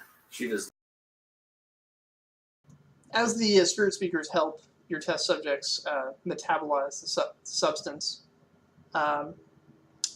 generally people are getting ready for bed because it's night. In the morning, there will be a court case to try Takegamas for his bad contracts with Leaves on the River. Yeah. And it looks like he's basically going to get his ass kicked in that, unless he makes a plea bargain to turn over Moon in the Rain. But from the evidence you gathered, it looks like Moon in the Rain may not necessarily be the top of the food chain in that criminal organization. It might actually be Takegamas, and it's not clear. This is I think this information is too important to sit on, and so I'm going to get a spirit escort and wake the prosecutor. Okay. Doing so will forgo your quality 8 rest for the evening, if you're okay with that. That's fine. I'll just take a stamina down for staying up too late. All right. The rest of you who are not doing that may take a quality 8 rest. And yeah. Yeah, so I'll inform her that the white powder is as you suspect, and you continue to prosecute on that. As the yellow powder is something far more insidious. It induces psychic potential in individuals. I don't really know what that means, but I've been told by our associates. A consequence of that is also apparently that it shuts the spirit speakers off. It removes all of their powers. They can't communicate with each other across distance. They can't move across distance, and they have no power. It could be used to completely shut off communication to the throne. What's the delivery method? She immediately asks.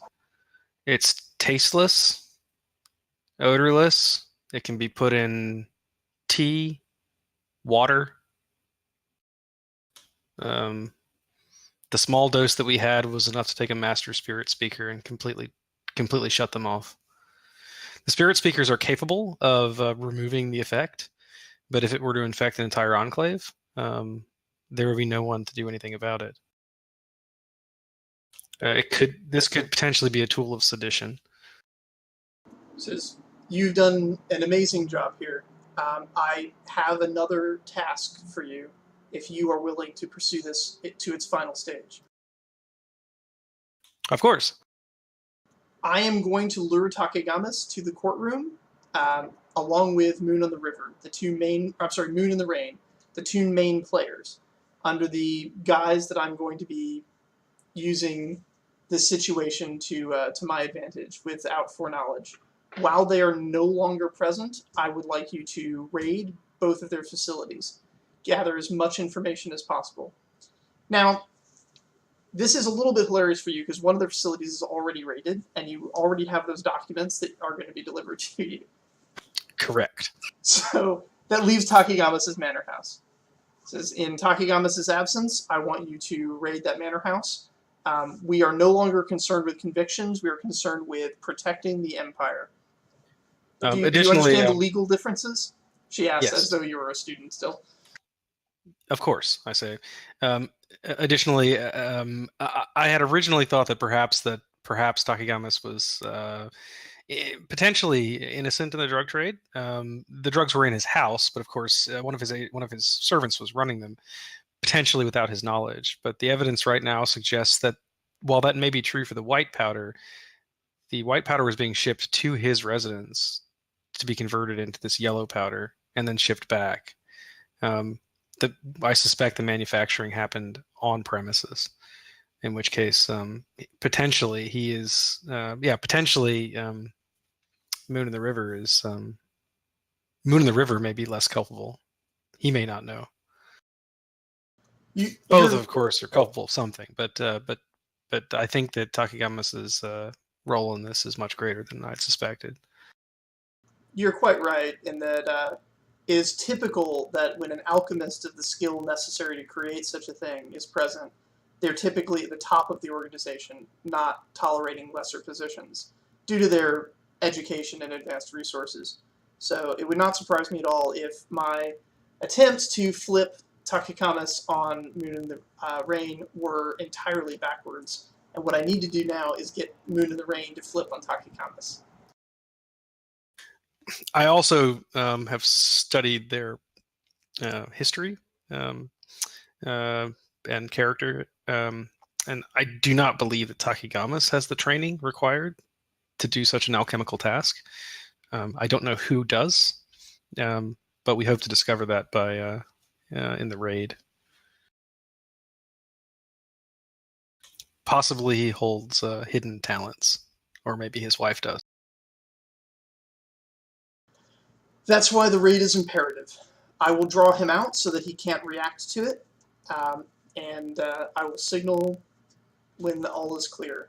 As soon as he is down from his mountain, begin. I will keep him distracted in the courtroom for the entire day. I will take heroes with me. They have been a very effective ally for you. I was initially concerned you'd undertaken too great of a challenge in trying to guide people from such a savage province through our noble court systems, but I can see that it has turned out to be a great boon for you, and I congratulate you on that. She's highborn. She's going to be a little bit like that. Yeah. I say thank you. I have learned much from them. All right.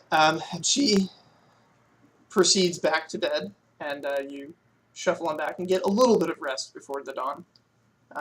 But yeah, you're still under such penalties. You guys can discuss. I need to use the restroom really quick. I'll be right back. All right, I just say that we're gonna go raid this guy's house. We also have to raid a warehouse full of drugs, but we've already done that. I did that preemptively, and yeah, so that's already taken care of. But we need to raid his house. Specifically, we're looking for a relatively sophisticated laboratory, and hopefully the person that runs that laboratory is manufacturing this yellow drug that would be devastating to any culture that receives it.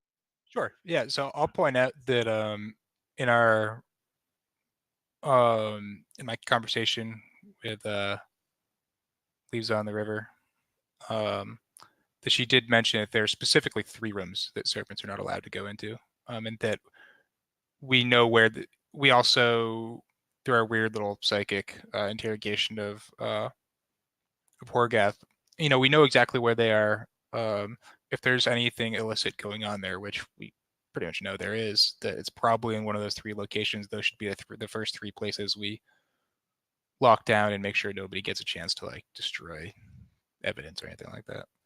Yep, sounds great.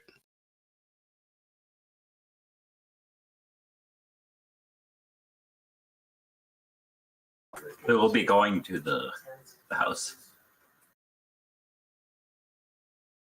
I would like to go. Now, when you say raid, what do you want that to? We're turning all the drawers out. So this is not subtle. There's no need for subtlety. I mean, could there subtlety be is valuable, but there's no need for it. Could there be a subtle phase preceding the unsubtle phase? Sure. I mean, there are probably going to be guards there. We are under imperial auspices to go do this. So if the guards decide to not honor that, then they're making a poor life decision, basically. Yeah. The only thing I really worry about is evidence being hidden or destroyed. Yeah, because when it comes to some of the heroes, being not subtle means they're going to put holes through the walls.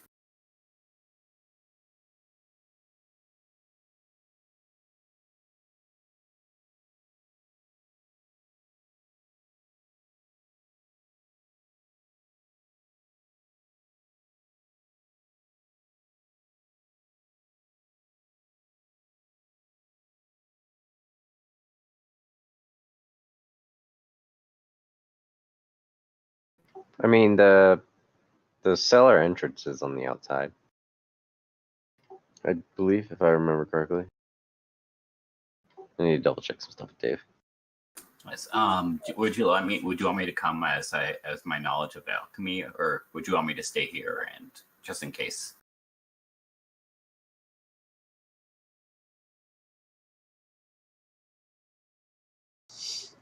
Do you guys have a plan?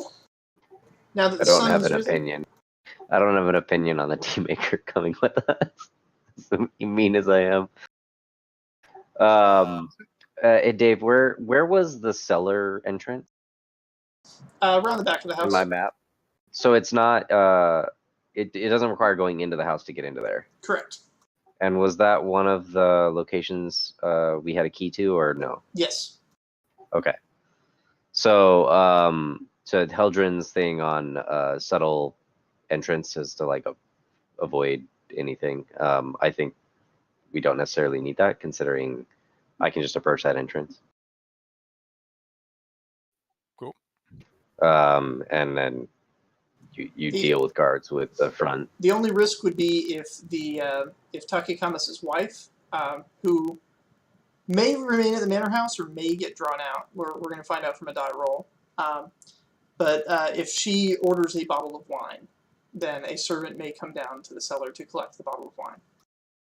Yes, that's why at the same time the other bard with several heroes is going to go through the front door. Yeah, to be fair, we clarified that you said anyone obstructing this can be dealt with accordingly. I'm talking in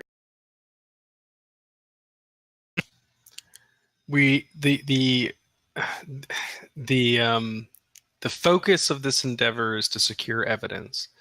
This evidence may be of a delicate nature, and therefore some care is to be taken. That said, we are deputized Imperial agents under an Imperial mission, which is of, it was described to me as we are protecting the Imperial throne. This is we basically have Imperial authority here. And so, yes, if there are guards there, which I expect there will be, we can tell them that, and they are to get out of the way. And if they don't, then yes, like I said before, they are making bad life decisions at that point. But again, the objective is securing evidence. And so if there's any chance of, say, I think Heldren's concerns are valid. If there's any chance of it being destroyed, or if there's like a policy of like, if the house gets broken into, shred all the papers and burn all the evidence, we need to consider that as a possibility. Also, as a side note, with my successes, was I able to write down an ingredient list for what could be possibly in these drugs? Yes. Okay, I'm going to, while you guys do that, I'm going to go into the market and I'm going to check out each part of the drug individually and find out from the market vendors to find out exactly where I could originally find these parts from, and possibly hunt down a seller. The components are all organic, but some of them are from plants and some of them are from insects. I could find out where more commonly where some of the stuff is, especially the flowers, so that if they need to find out more, I just put my first bit of money aside. Like exactly how it's like where the like larger sales could be from, they could go through those routes. You could, yeah. Are you doing that instead of doing the raid? Is that your plan? I'm going to be doing that instead of the raid. Okay. For those of you going on the raid, so I guess Draven, you're the one with the map of the house, right? So whereas the cellar had some mysterious rooms, you're not sure what's in them. Also, one of the locked rooms on the second floor on the third floor. One of the locked rooms on the third floor is Takekamas's private study. Basically like an office for him to do paperwork. If there are papers that might be shredded, that's where they'll likely be. Okay, so my presentation for this proposition, not presentation, what the fuck, is I can explain these are the locations that are of note according to the map I have, and explain kind of where those things are. We don't have a key to that room, right? We have a key to the cellar. So I would assume the objective would be to have whatever the entire party, and then feel free to suggest against this. Have all of us arrive. You explain the situation. I will hand my key off to someone else before we go to go check out the cellars, and I will immediately break away from the group and head for the third floor to secure that room. We can do this more subtly, but I kind of like that idea. So basically we secure the evidence, then kick in the front door, and then when they go to burn the evidence, you just stab them in the face. Like, I think that's a reasonable. Yeah, if you want to do the study, I'll take the cellar. You're for the subtly entering the place before kicking the door in? I mean, I'll go and announce our presence at the front door when you guys are ready, and just say that under Imperial auspices, we've been given authority to conduct a thorough search of this place, and I'd want to bring like Callista with me. Callista is loath to leave Leaves on the River unguarded. You may attempt to persuade her. I go to Leaves on the River, and I say, we may need to borrow your guardian. We are going to break down the door of your former.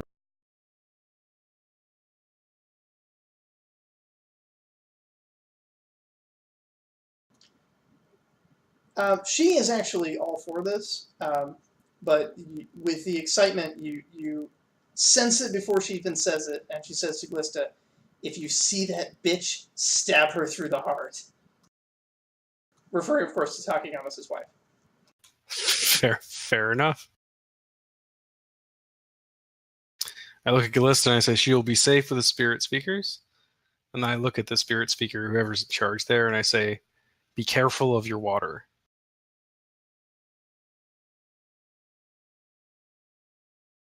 They nod, and they're a little paranoid right now because they don't have a good test for whether the substance is in the water other than drinking it. So right now they have sort of designated water tasters. Yeah. I mean, potentially, like, Tice could probably figure something out for them. I mean, I can't, but... yeah, he probably can. That's a reason. Which does bring up an interesting point. If you guys encounter any evidence in the building that you're not able to bring back to Tice, you're going to have basically no prayer of understanding it without him. Masashi is the only person who's going to have the expertise necessary to comprehend alchemical formula that you may encounter or any weird apparatus that you may encounter. Yeah, so we'll need him along. Yeah, I was going to suggest he accompany whoever enters the cellar, actually.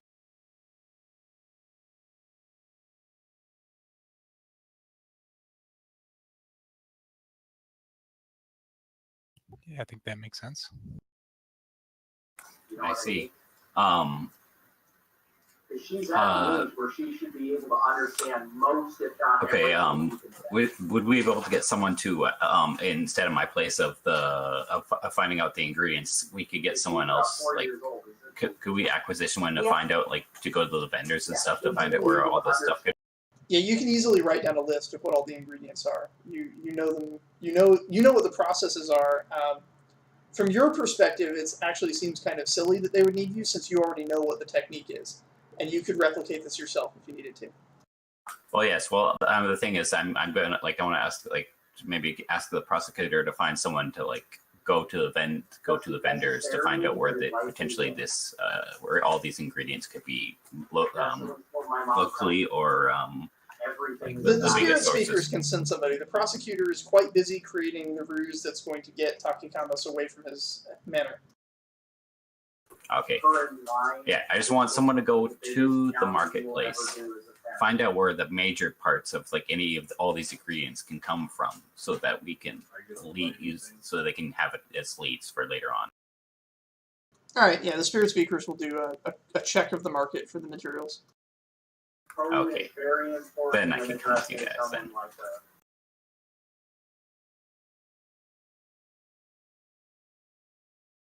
All right then. You get the signal that Takikamas is on his way down the mountain, and you are go for action. You do find out pretty quickly from the spirit speakers that Takikamas is coming alone. He apparently was very convincing in his argument that his wife remained behind and not be part of the proceedings. Incredibly convincing, like 6 successes out of 6 dice with a threshold penalty because he slapped her the previous night. Convincing. Okay, well, I let everyone know that because if anyone's going to destroy evidence, she may. We are also still looking for an alchemist, and while I'm pretty sure that he doesn't have that skill, I know much less about his wife. I look at Callista and say, potentially just maim her, but don't kill her. She might be important.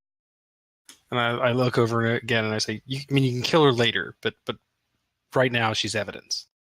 We don't hurt the evidence. You're going to need to make a persuasion check on that, because she has explicit instructions from someone she likes more than you to stab this woman through the heart. I think you're probably pretty good at persuasion, but I don't remember exactly. Oh no, you are not. Oh my. I mean, it's already potential that I might get to her first, and if she gets in my way, that's going to be a problem.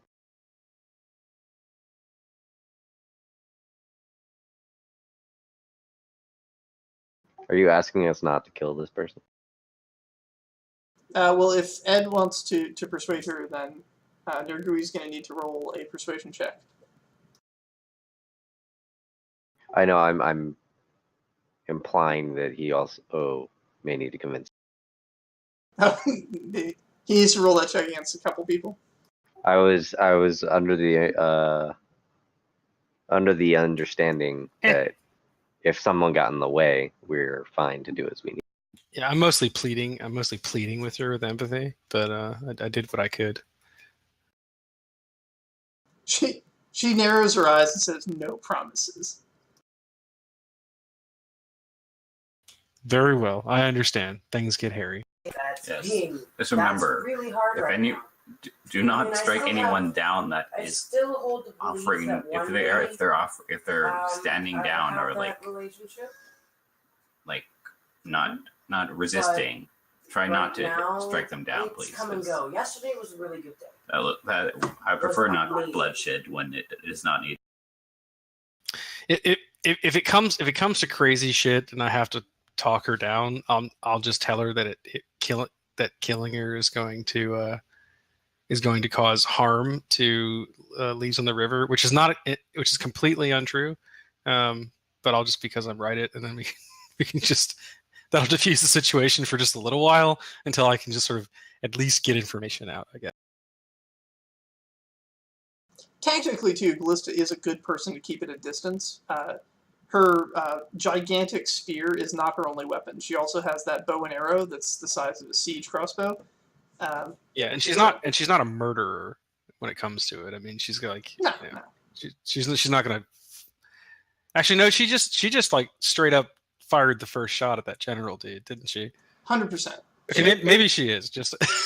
Maybe she does shoot first and ask questions. When she's She blew convinced up she's a facing inn. a villain, she does what a good hero does and attacks the villain. She didn't even know there was a villain, and she blew up an inn.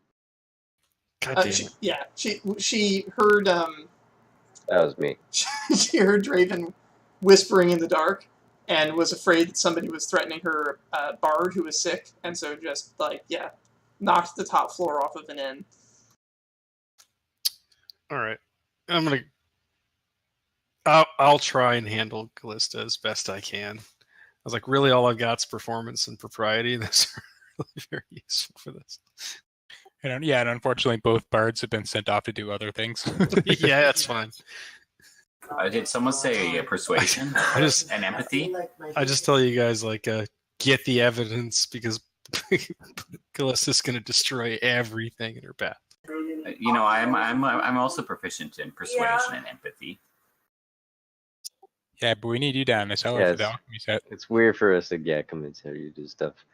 I don't know if we should be super worried about her getting to the third floor first. For the map of the manor house, all of the servant floor, second floor, had bars on the windows. Did the third floor? Except for the game room. Except for the game room, right? But did the third floor have bars as well? No. They're not worried about servants committing suicide off the third floor. Got it. And that's the location of the master bedroom. The master bedroom, both the wife and husband's separate offices. And the room in question is in the Takakamis' office? Takikamis has an office up there that may have files. So does his wife. and then the basement has the other mysterious room that no one's been allowed into. Gotcha. But there was a locked room, right? Or was that one of the offices?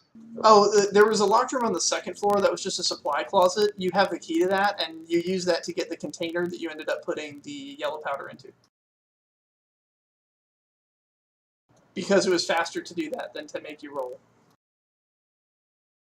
Got it. Yeah. So we know there are offices on the third floors that have files. Right. So we just need to. There's find offices her. there. You assume there's files there, but none of the staff, including the guy you stole the map from, or you took the map from his mind. He doesn't know what's up there either. Those are not places he's allowed. You do know that he hired 2 people to patrol out the perimeter outside of the building. You know their routes. You know where they should be, but things have been a bit distorted since he left, and they may be under new orders now. Your map is not as fresh as it once was.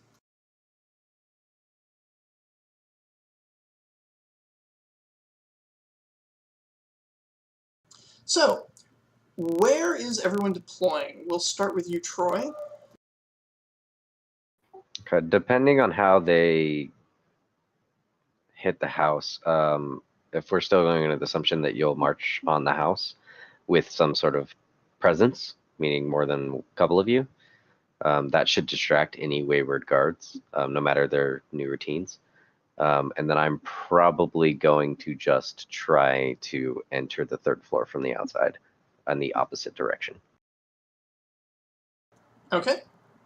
And Miles, what will Heldren be doing?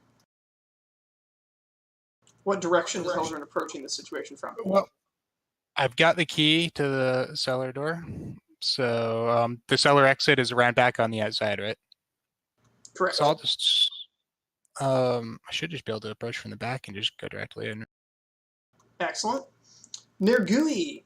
What is Nergui doing? Where is Nergui approaching from? I'm going to take whoever's coming along with me, which may include some spirit people if they want to come. I mean, it is an Imperial Order. But anyway, I'm just going to head up towards the front gates. I'm going to make a leisurely stroll because I want to give the other guys plenty of time to get into position and take care of stuff.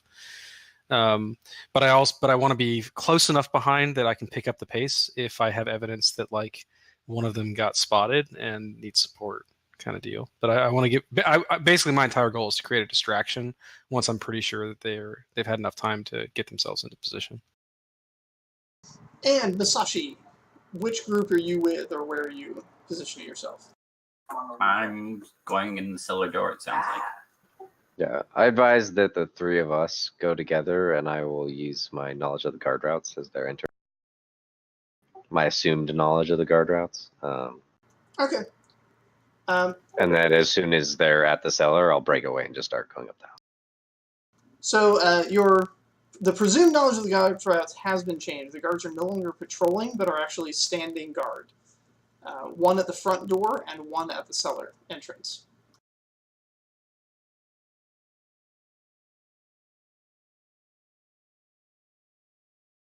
So we'll do, since Nergui is taking a leisurely stroll, we'll start with the other group coming up on the cellar. You're hidden in the forest, but you can see through the trees. There is a man with a spear in sort of just brigandine. He's clearly not a official guard. He's some kind of mercenary that was hired. And he's just hanging out, looking bored.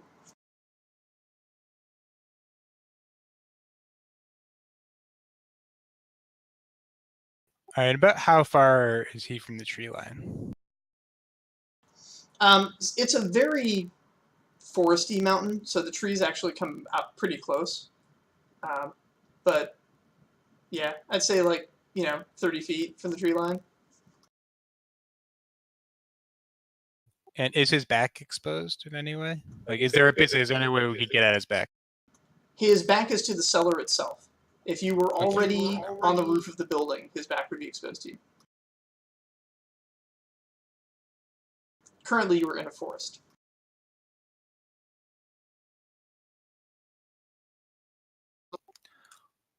with an I'll say- expertise. Yeah, I'll say, well, failing everything else, I can run at him really fast and probably catch him off guard. Anyone have a better plan? I assume somebody will have a better plan, but just getting the conversations. I have a non. I have two ideas. One is somewhat subtle, and the one is even less so.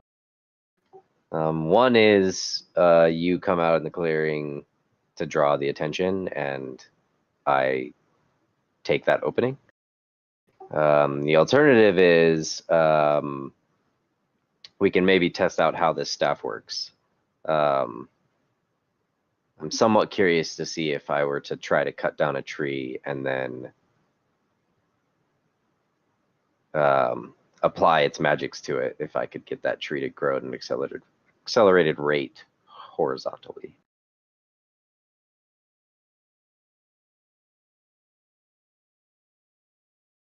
But I'm all for just sneaking up behind him, as I do not know the actual effects.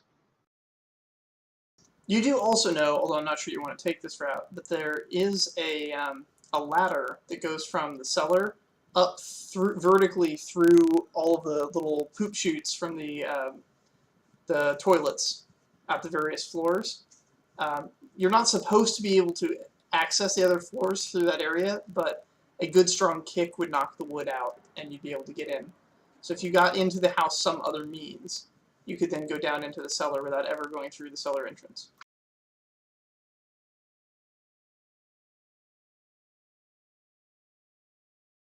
There will, of course, be servants in the house as well as the wife, but yeah, just it depends on what you want to do. While you guys deliberate, so you've given them some time. You don't hear any ruckus going on from the back. How long do you want to wait? You agree? I'll give them, I'll give them like 15 minutes, 20 minutes.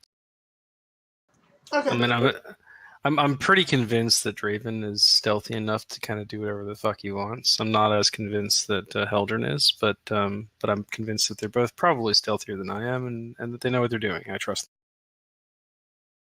Where would you like to post Callista? Do you want her at your side, or do you want her to hang back with her ranged weapon ready? Who else do I have with me? Is it literally just the two of us? Yep. I would like her at my side.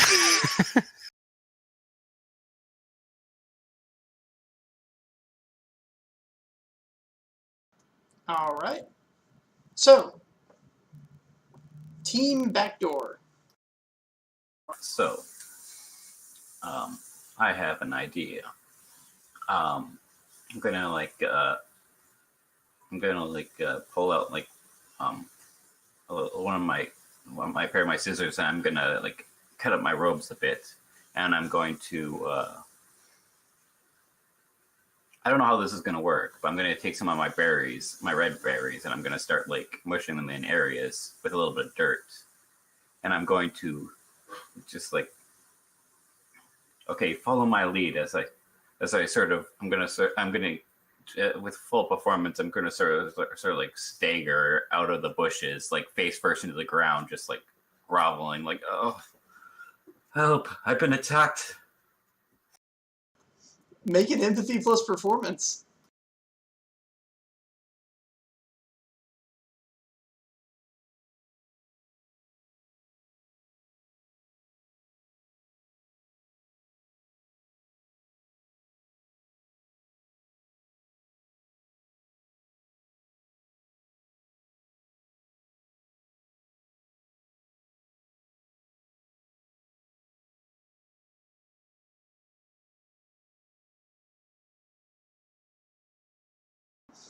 It's just occurred to me, while I was getting those dice ready, I don't think anyone's made a vigor roll this entire adventure. I mean, in my case, there's a really good reason for that. But... Well, yeah, but... Yeah, I think I did. I made one. Yeah, well, I think okay. I did. No one has intentionally made a vigor roll. Is the I swung my sword once and I used vigor. Yeah, I'm not sure how much my the berries and all this stuff my preparation got, but I got 2 successes. Oh, where did you roll? Oh damn it! I forgot. I rolled the wrong one. Yeah, roll in session. Yeah, he rolled in Talus again. 2 successes.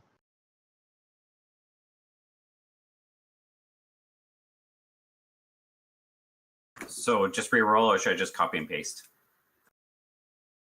Whatever. What was your... How many dice are you rolling anyway? 7. Oh, jeez. I mean, he could happily You can reroll. reroll. He got 2 As far as I'm successes. concerned, it's not official if it's not in session. Yeah, it was a practice roll. Still 2 successes. Wow.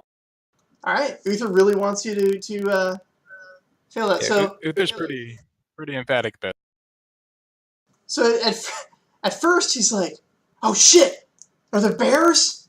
And he's looking around, kind of panicking. And he's like, "Wait, those are berries. Did you just trip over a bush of berries?" He has advanced away from the exit, but he is now pointing his spear at you.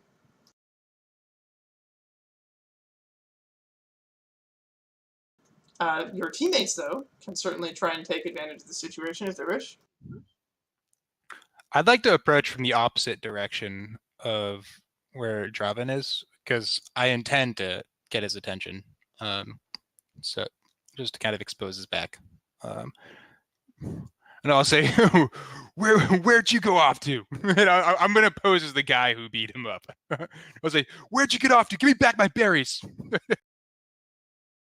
Wow. Nice recovery. Go ahead and put some helper dice towards him actually pulling this off. I don't even. What am I rolling here? Performance. At this point, I think it's performance plus cunning, a little more than empathy here. Just trying to recover from one bad lie to another. I believe in you. Ew. Hey, there you go. So he sort of backs off a little bit. He's like, "The hell are you two doing on this property?" So what are you talking about? This is our property. He points to the mirror and is like, "Does that look like your house?" I said, yes, actually, that is my house. The hell it is, and he raises his spear. His back is now to you, Draven. He has his spear raised, and he's challenging this person who claims that he is Lord Takakamas, apparently. Hey, as far as anyone enough. here, hey, as far as history will tell, I told him we were here under Imperial authority. He raised arms. Now we can do whatever we want with him. Yeah, I mean, I'm gonna attack him. Yeah, so I will use this opportunity to stealth up behind him and essentially stab him. I can press X for the silent assassin. So you have two choices here. You can do this as a melee attack of sorts, or you can do this as a stealth attack. The stealth attack is less likely to be lethal, but more likely to be silent.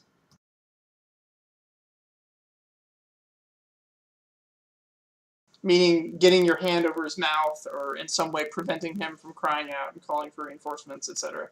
Yeah, the goal is to silence. So I'm going for a stealth attack. And I'm itching my tattoo. Tell you, our backup plan is I got my tattoo ready to go. Alright, 3 successes to grapple him and keep him quiet, 5 to kill. Okay, I'm rolling agility and... Or am I actually rolling melee? Even though I'm doing it... Or what would I be If you're rolling melee, then it's only 4 to kill, but he will manage to get out a shout. If you roll stealth, it's 5 to kill, but 3 to successfully silence him so he doesn't get out a shout. Got it. Did we argue that I have to be invisible for my shadow stab?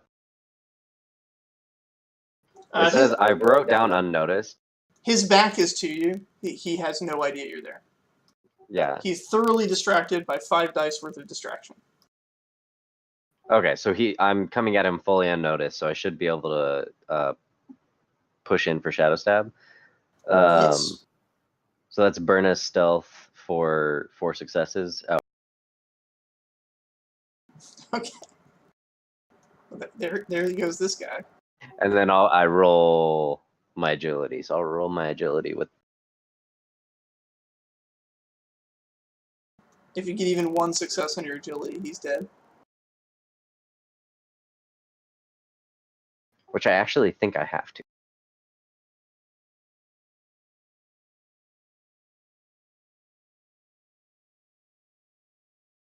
Although, am I rolling without weapon pips? Or I would be, because I'm using... You're using weapons. Yep. I mean, I was guaranteed the one. Saved by the pip. Nice pip. I needed the pips. Which weapon did you use? Daggers? Daggers. All right, yeah. You cut his throat. Which essentially means and I'm cutting into his throat. Yeah, Yeah. that was the goal anyway. You cut his throat and bring him down. He is no longer an obstacle. It is silent, and yeah, so... At the first back of the opportunity, house. I'll drag him into the forest. What's that? Oh, okay, yeah. The cougars will take care of it later. And we'll leave a bunch of berries around the puddle that this throat cost. Although I was being pretty stealth, I probably pocketed a lot of that, like kept it in. All right, the cellar door is there, as well as just generally the back of the house with all the windows that entails. If you want to activate your tattoo, you can just scale the wall, Draven.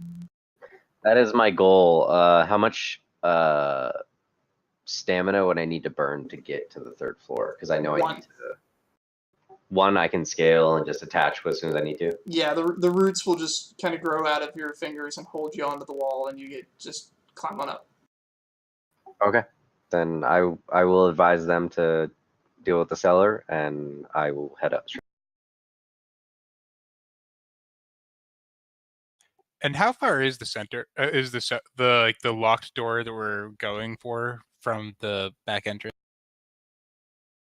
Well, you were going for the cellar, right? Yeah. Yeah. So from the cellar entrance to the door the locked door that we have the key for. So, I mean, from what Draven described, you're going to go down to the cellar, you're going to go to the back of all the wine selections, and there'll be another door. Okay. Yeah, and we are no longer concerned about the discovery that is finding these rooms. So I don't care about his special non-harmful trap.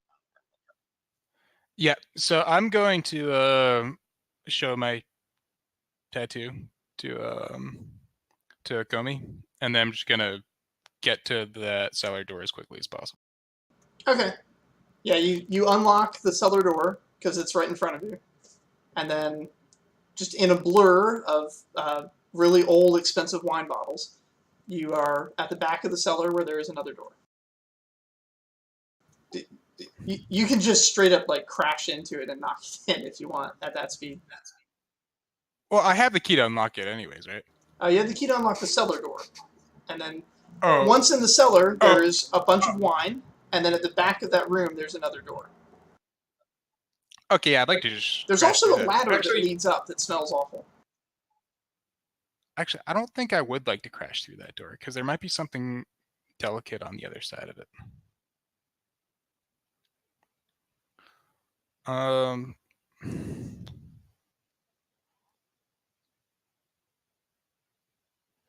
This is a tough one. Yeah, you know what? I'm just gonna crash right through it. All right. You crash through the door, splintering wood flying around. Its locking mechanism falling uselessly to the ground, and you find yourself in a very interesting room. There are 3 beds in little partitions with privacy screens of cloth around them. There are straps on these beds as though it's meant to hold people down, but the beds are otherwise incredibly luxurious. Like really soft, really posh. It would be a quite pleasant rest to be in them. There's a desk and a table off to the side with some medical equipment hanging on racks above it, as well as what looks like a chemistry set that that Musashi is far more qualified to comprehend. Okay, Yeah. so you mentioned some desks. Are there drawers in these desks? Is there anything I There can are. search through quickly to try to see if there's any written account of anything that's going on here, or journals or anything like that? One of the desks, the one with the equipment on it, has a lot of just raw materials in the drawers. But yeah, you don't see any notepads. You do see places though where it looks like ledgers and notepads go, places that are set aside for them, but there's simply no documents present. And then the other desk does have a few documents present. They're mostly journals with drawings of the human body. They're sort of like medical notes, and then there's a lot of medical supplies in that desk. Primarily, the journals are about pain management, how to reduce pain, and basically how to make people comfortable. Okay, and like, if I were to if I closely investigate the straps, or just kind of the beds, like, do I notice like scratches in the wood or anything like that? Anything to indicate that like people are being held there for extended periods against their will? Yes. Although it doesn't appear to be as violent as scratches on the wood, it does look like the straps are stressed, so people have pulled against them. But it doesn't look like they were pulling against them in one of those patterns that indicates they knew they were bound. This looks more like what you'd expect to find in a hospital where a patient with uncontrollable seizures is thrashing about, and so they need to hold them down so they don't hurt themselves.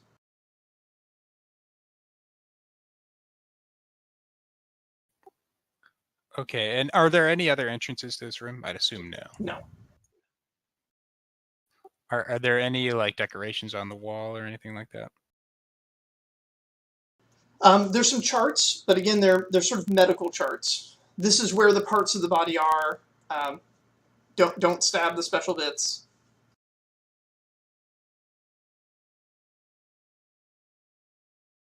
Okay, I mean, I think that sounds like that's probably as much as I'm going to get out of this, but I'll wait for Agomi. Yeah, so I'll enter the cellar and I'll close the cellar door back on, and I will lock it to make sure that if another guard comes through, that they won't be able to easily access to it. And I'll make my way to the back area where my guard is. All right, you climb over the splintered wood of the door. You see the scene as described. To you, the chemistry set has a lot of meaning. It's definitely configured for making the chemical as you currently know it, but there's lots of extra bits here. Things that have been sort of set aside or discarded. It looks like he was experimenting with different processes using this set, and eventually settled on the process you currently know.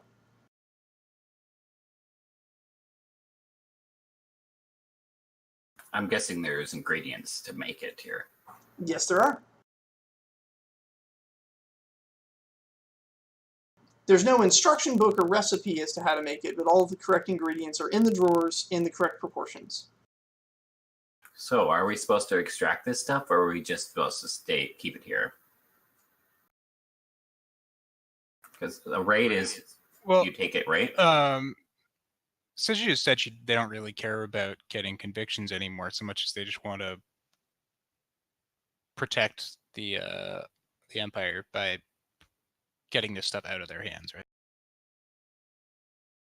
Yes, well, basically, there's suspicion of treason, so the goal is to just nip that in the bud right now, and that's the primary thing. I mean, she's still going to go for convictions, obviously. Like there's still a case in there, but we're using the opportunity where she's drawn them out for the legal stuff to basically grab additional evidence. And that this will be an entirely separate trial, right? I mean, this is a different charge and a much more severe charge. Yeah, I think Okomi and I should work together to just thoroughly document every ingredient that's in here, just to kind of create some additional. Right on. Both of you Okay. make investigation checks with almost certainly with focus in this instance. Maybe perception. I'd accept either. And then let me know what the total is between both of your rolls. Meanwhile, Draven, you have scaled up to the 3rd floor. You have a variety of windows up here to choose from. What room would you like to enter into? Your choices are bedroom, 2 offices, and the hallway that leads to the stairs. Okay. Are any of these are they like open windows or? The windows are closed, but if you're not afraid of breaking glass, you'll have no trouble opening them. Yeah, I was gonna say if they're sealed in some way, but it's just I'm probably gonna have to break one. While I want to see if there is anyone in the 3rd floor. So without going to the front side, I don't know which room that blocks me out of. Actually, it probably doesn't matter at this point because I'm on the 3rd floor. I should be to the back of anybody guarding. So I kind of want to look through the windows and I want to find the mistress or the lady as like quickly. You find her in her office, her head bent down to a desk, furiously writing something.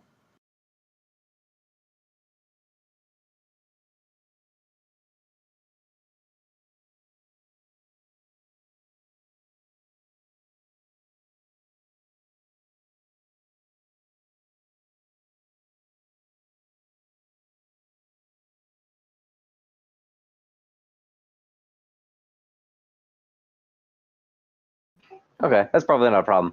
So I want to break in through that window. And while she's in there? Yeah, that's totally fine. Okay.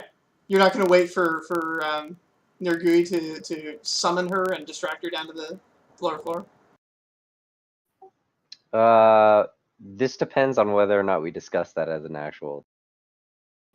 Were you gonna go when we talked about what you were gonna do at the front door? Were you going to summon her down, or were you going to say, "I'm here to just investigate and just start investigating"? What did you say before we left?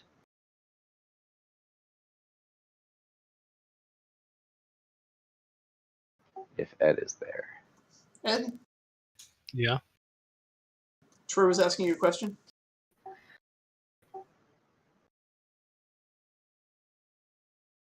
I mean, I'm not there. I know. Before we left. Okay. What your part of the plan was to walk up to the front and, based on a cue from us, Correct. Start doing things. Were you intending on summoning the lady down and giving her the orders, or were you intending on talking to whoever's at the front? I was going to talk to whoever's at the front. I mean, I've kind of given you guys instructions that, like, she may be material evidence. So, I mean,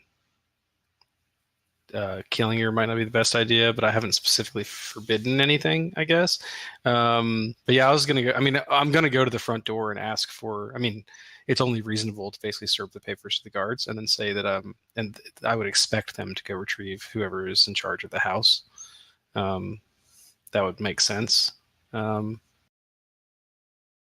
mean, the guard's not going to be like, cool, go on in, right? I mean, like, they would be a pretty shitty guard. So I expect them to, like, retrieve someone of authority to make that decision. But yeah.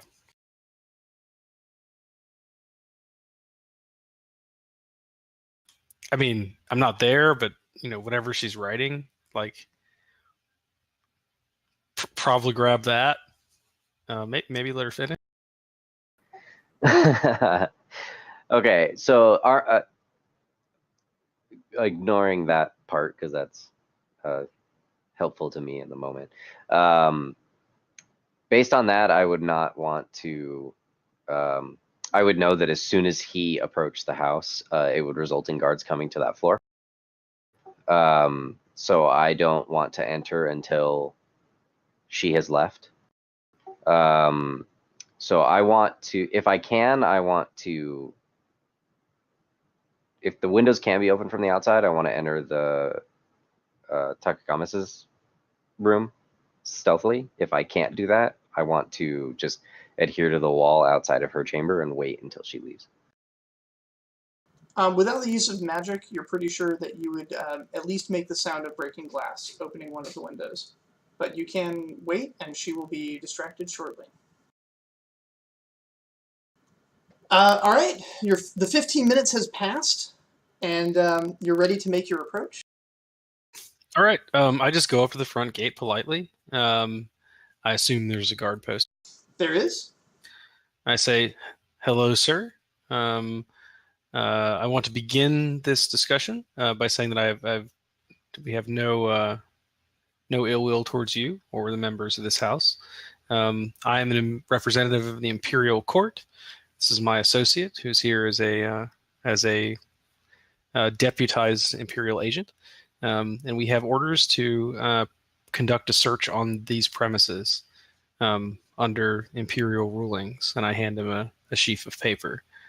I say, "You are a guard. I will assume it's like I would expect you to step aside, but of course you have a duty. And so if you must consult with your the masters of the house, I would be willing to give you time to do so." In a stunning turn of events, this guy is actually quite well versed in mercenary law. And so he says, of course, as you know, I will step aside momentarily, but I am required to give full disclosure of that to my employer under Mercenary Code 75B. And in subsection C, I am permitted to remain at my post until relieved, so long as it does not exceed an undue burdensome period of time. I say, of course. I say, we would have to. Are all of the guards here hired under mercenary contract, or are they family guards? There was only the one who was considered family guard, and he is back at the. You guys recovered him. That was the Faythen'oc guy that was converted. The rest of these guys are mercenaries, and they're all under mercenary contract. All right, cool. Then I feel totally confident that I don't have to worry about them destroying evidence because they literally give no shits. And they are a mercenary company, which means they are not going to step on Imperial law because they won't be mercenaries anymore. So Correct. I'm going to be extra polite to these guys, and I'm going to talk them up to Gallista. It's like, these are good guys. These are hired mercenaries, very honorable people. Sometimes they work for less than honorable people. It happens, but they understand their role, and they're all heroes in their own way. She untenses slightly. And her bow is still on her back, though her spear is in her hand.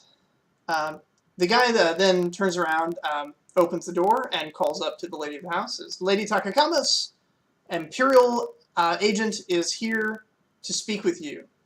I may remain at my post for an additional 30 minutes while you prepare." All right, so what you see, Troy, is you see her get up, it's like sort of look up from her writing, hearing this, step over to the door, kind of glance down the stairs, and then pull back right away, kind of startled look, and she's glancing over to her desk where it looks like she's prepared a not quite lit yet Molotov cocktail.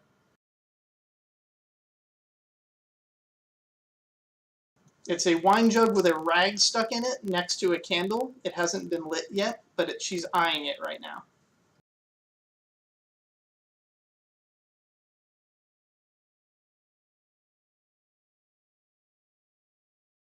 Okay, she's at her door looking at this thing. She's looking back into the room at this Molotov cocktail that she's prepped. I think that's enough for me. I was going to try to figure out a way to silently break this window. I'm going to very demonstratively break this window and basically rush her as soon as I'm inside. Not with the intent of killing. Okay. Go ahead and make a little unarmed to grapple her and pin her down. But I assume in the breaking of the window is not a difficult task. No, it's not difficult. Not if you want to. If you don't worry about being quiet, it's an effortless punch smash done. You punch out a pane. There's a little latch. You pull the latch, and then with your grip, you can just rip the entire window clean off its hinges. Perfect.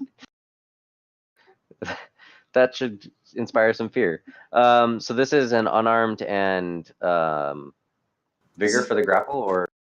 Yeah, you're not being lethal. You're just gonna pin her so she can't get at that evidence-destroying tool that she has prepped.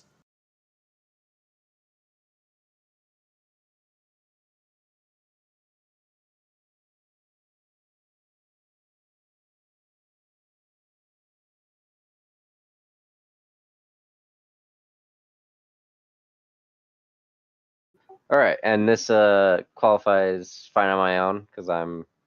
Oh yeah, all up. You're fine on your own. I know you were considering doing this anyway before you had second thoughts. So. Yeah, this was the original tactic, but like, I figured if she wasn't in the room, it wouldn't be a problem.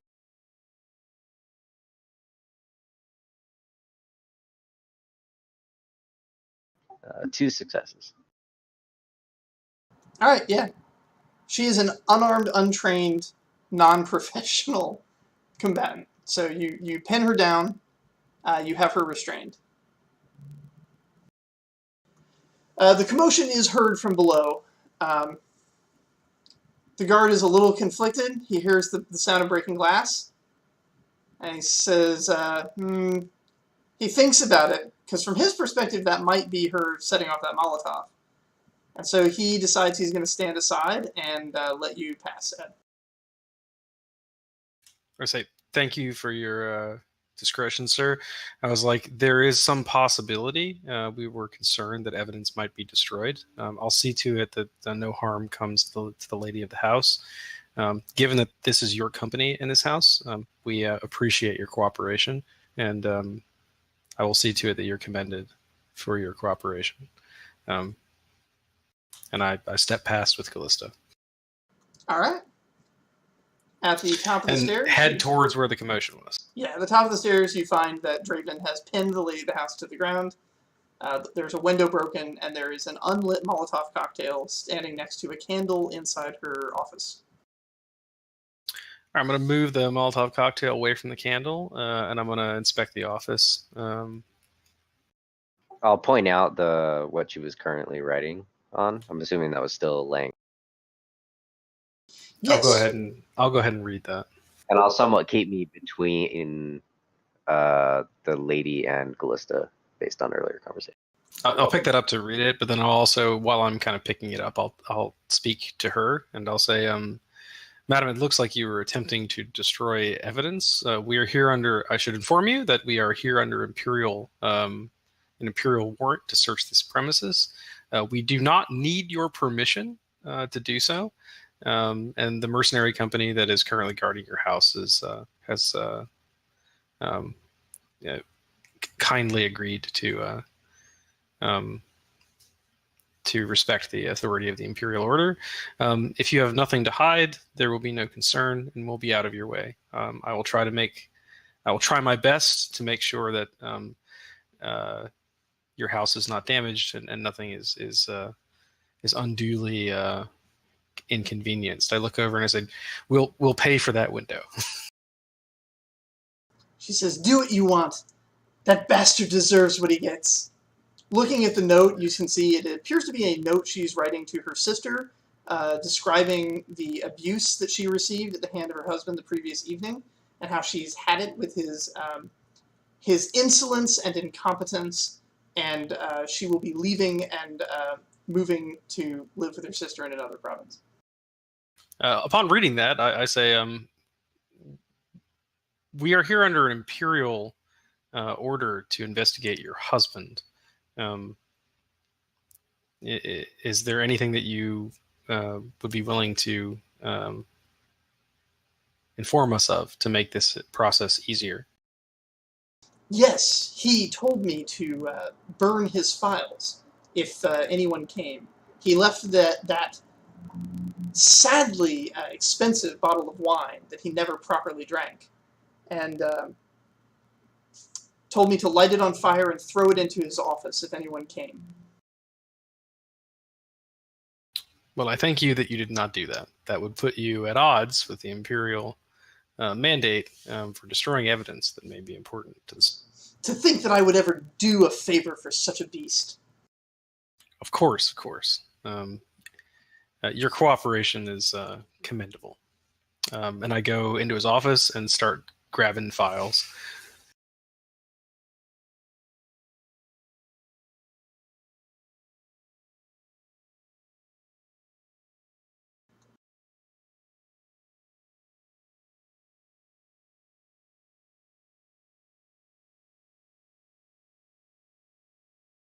Okay, his office is a treasure trove of files. Sorting through them all will take a while, but he's also pretty well organized, and there's some stuff on the top of his desk that immediately catches your attention, including formula for alchemical invention, and notes about test results on test subjects. It all seems very, very incriminating. But one thing catches your eye right away, which is that the formula itself is not written in his hand, but is instead written in another person's handwriting, and is in fact signed. Okay. The signature reads Ikoma Masashi, inventor of the formula. Do we know who that is?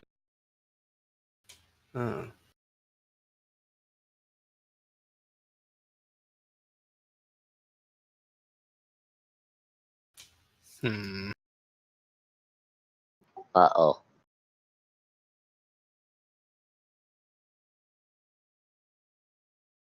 It's an interesting conundrum.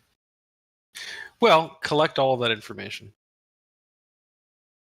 Right on. Go ahead and make an investigation plus your choice, and let me know what your choice is. Yeah. Anybody want to assist with this? You do know that you have agents in the basement. There's people other than Gallista you brought with you, but Draven is also up here with you. He's, I guess, escorting the lady. Would you trust her alone with Gallista? What would you like done with her at the moment? Because I'm currently holding. Well, I'm gonna take my patient trait here, and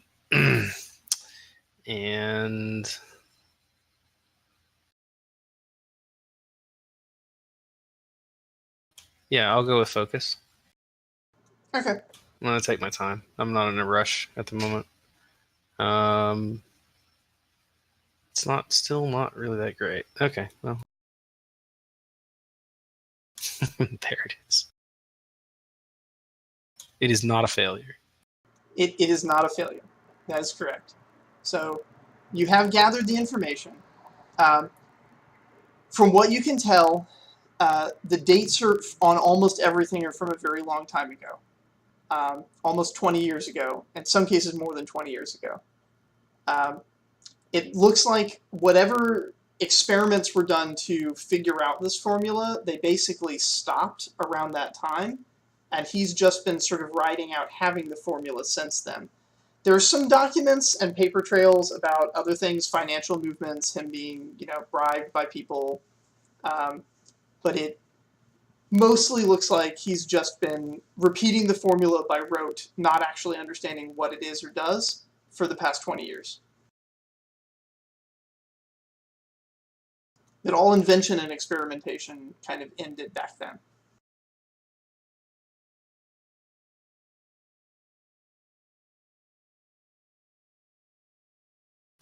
Is there any information in any of these documents? I'm just perusing them right now as I'm kind of collecting them, but is there anything that I obviously, any sort of obvious thing about why this was being, what the goal of these experiments were?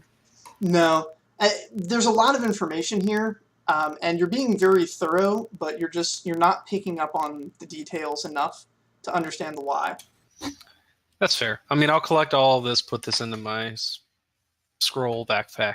And then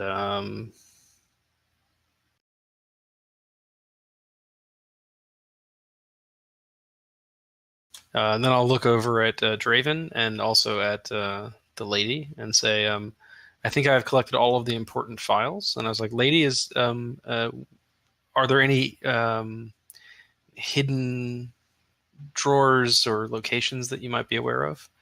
And I also kind of like look over at Draven when I'm asking this.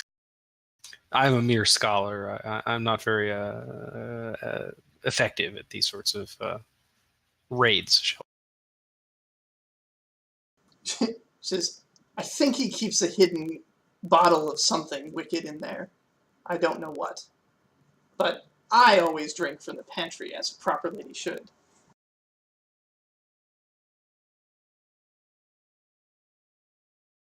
Well, I look at you, Draven, and I say, I think I've gotten everything out of here that's important, but I'm not entirely sure.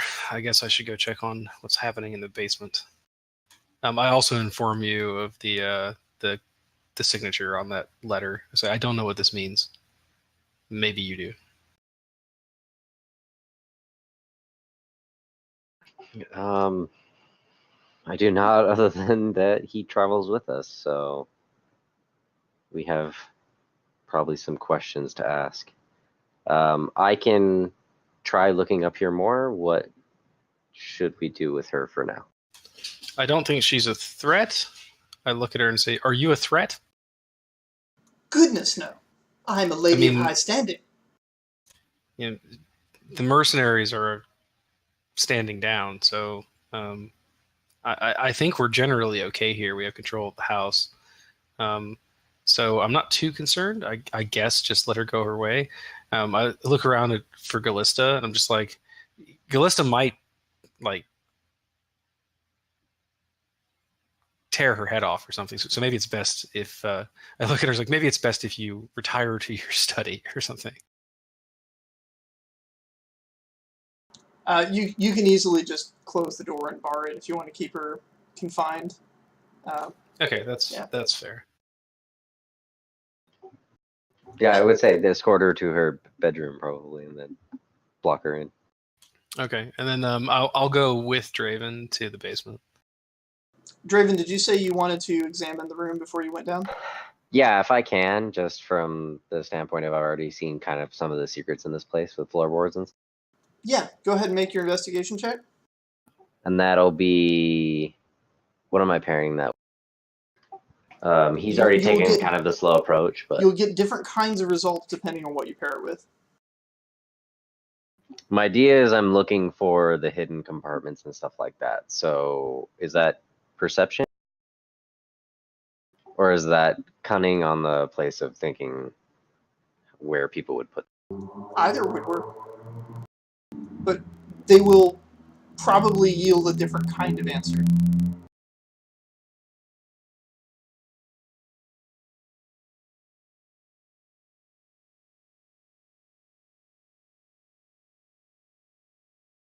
Okay, I probably want to use perception to see if I can find... I'm assuming cunning would give me more information about...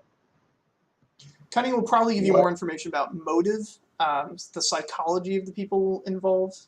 Empathy would actually give you a lot of information about like why things are where they are, the organizational patterns. Perception is definitely going to help you find secret things. Yeah. Okay, so I think perception then, and so perception with investigation, Okay. which isn't very high, so I may not even be able to find anything.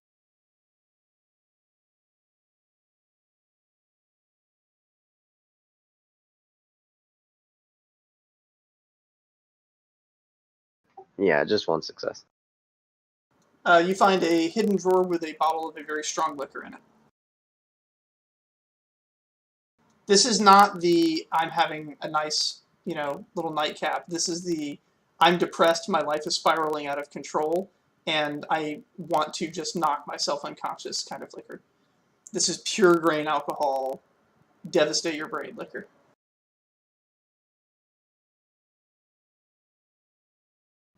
Okay, I mean, I'll present that to Nagui. I'm sure you can draw conclusions from this. Not that it helps in what your current, but it does tell you maybe something about it. It helps paint a psychological profile that this guy got into some bad shit in the past and that he hasn't been able to escape it. He's maybe in debt to a crime lord and is producing this material for somebody. But it seems more and more like whatever he was doing, it was under duress. Yeah, that's kind of what I wanted to get by handing it off to him. Is that he's obviously not doing this as a like I want to be doing this. This is like I'm getting my kicks out. That's good to know because I think the prosecutor's interested in getting to the top of the food chain.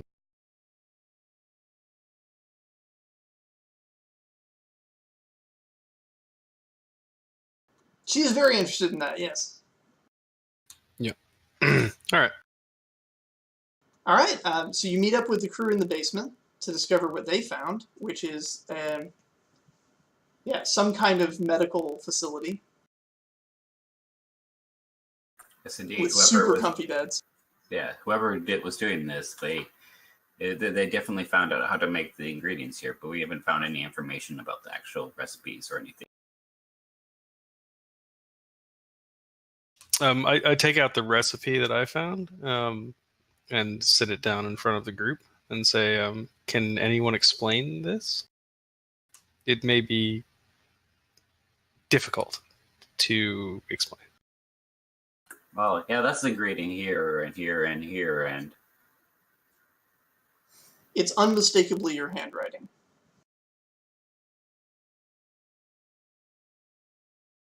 Interesting. So the second time this happened to me in the last couple of days. This is the second time that you made an empire-destroying drug 20 years ago that you don't remember? No, I'll just. There was a recipe that I had, a cooking recipe I made that's apparently someone similar had written 100 years ago. That was exactly the same.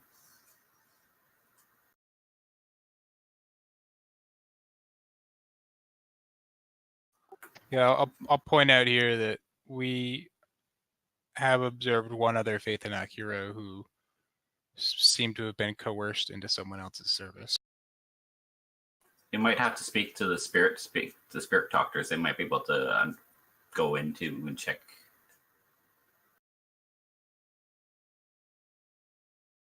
I think with this wonderful mystery, we will bring things to a close.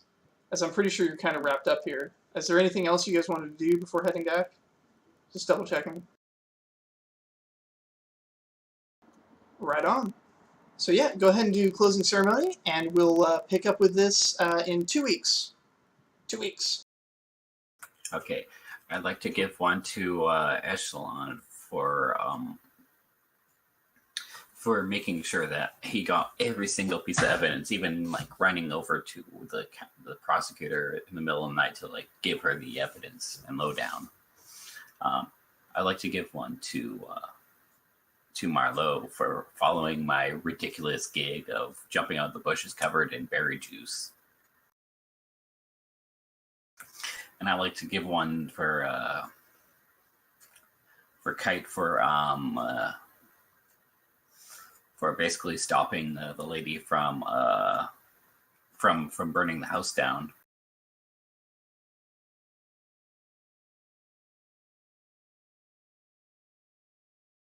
Yeah, sort of breaking your facade of always being so silent and quietly. You like decided to just go balls deep and break through the window and tackle someone. And that is everyone. All right. Yeah, I'd like to give one to Draven for discovering that the signature of the has the cloak and shield was in the encrypted script. That it feels like a loose plot thread that's been kind of picked up. Seems like it's likely to be something significant at some point in the future. To Nergui for having the presence of mind to have the drug tested on the spot, particularly by, you know, I guess we didn't really technically have a control group, but just you know, having a spirit talker and a hero and a bard, like, all right, you know, you got a pretty good cross section there. And to Akomi for yeah, for stepping up and really branching out into a whole new discipline of alchemy, and kind of providing a lot of the valuable intel that ended up kind of directing us to where we are now.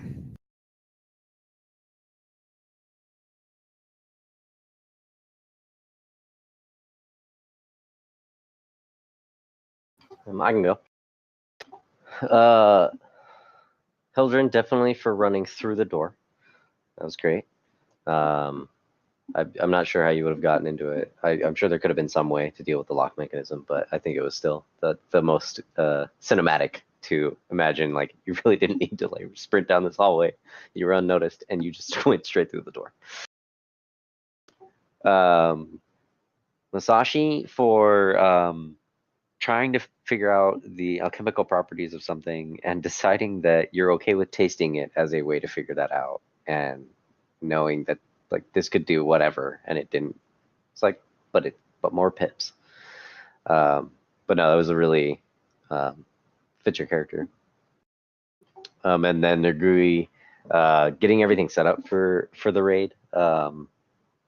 Like I'm sure you could have just enlisted Draven to go back in and get whatever you needed or whatever, but setting this entire thing up as a like decree or not decree, but an order was pretty cool on the like conversationalist part.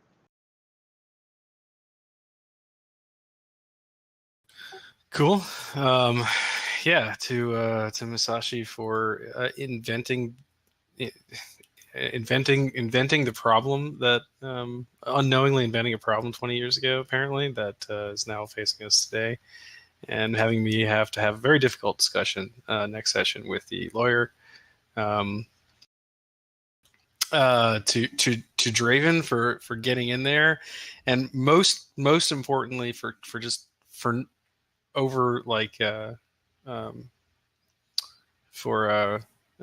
holding back your natural instinct to just stab the lady. She was actually quite useful. Yeah, and then to Heldren for getting into the basement with grand flair, and also getting yourself and Musashi out of like weird situation. That was pretty awesome. And then the main thing actually though is for having the desire to just try out a sample of the stuff.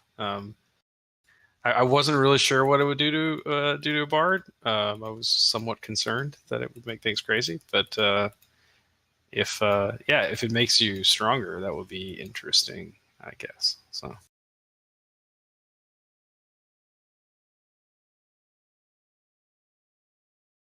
All right, I think that's everybody. Yep. Good job, ladies and gentlemen. It's taken 11 sessions, but we're now starting to learn what happens when you choose the GM gets to decide the disadvantage for your character trait. I called it. I knew that's what this was. He's been waiting for it. And so have fun on your trip, and in 2 weeks we will resume. Cool. Good night, everybody. All right. Good night, guys. Right.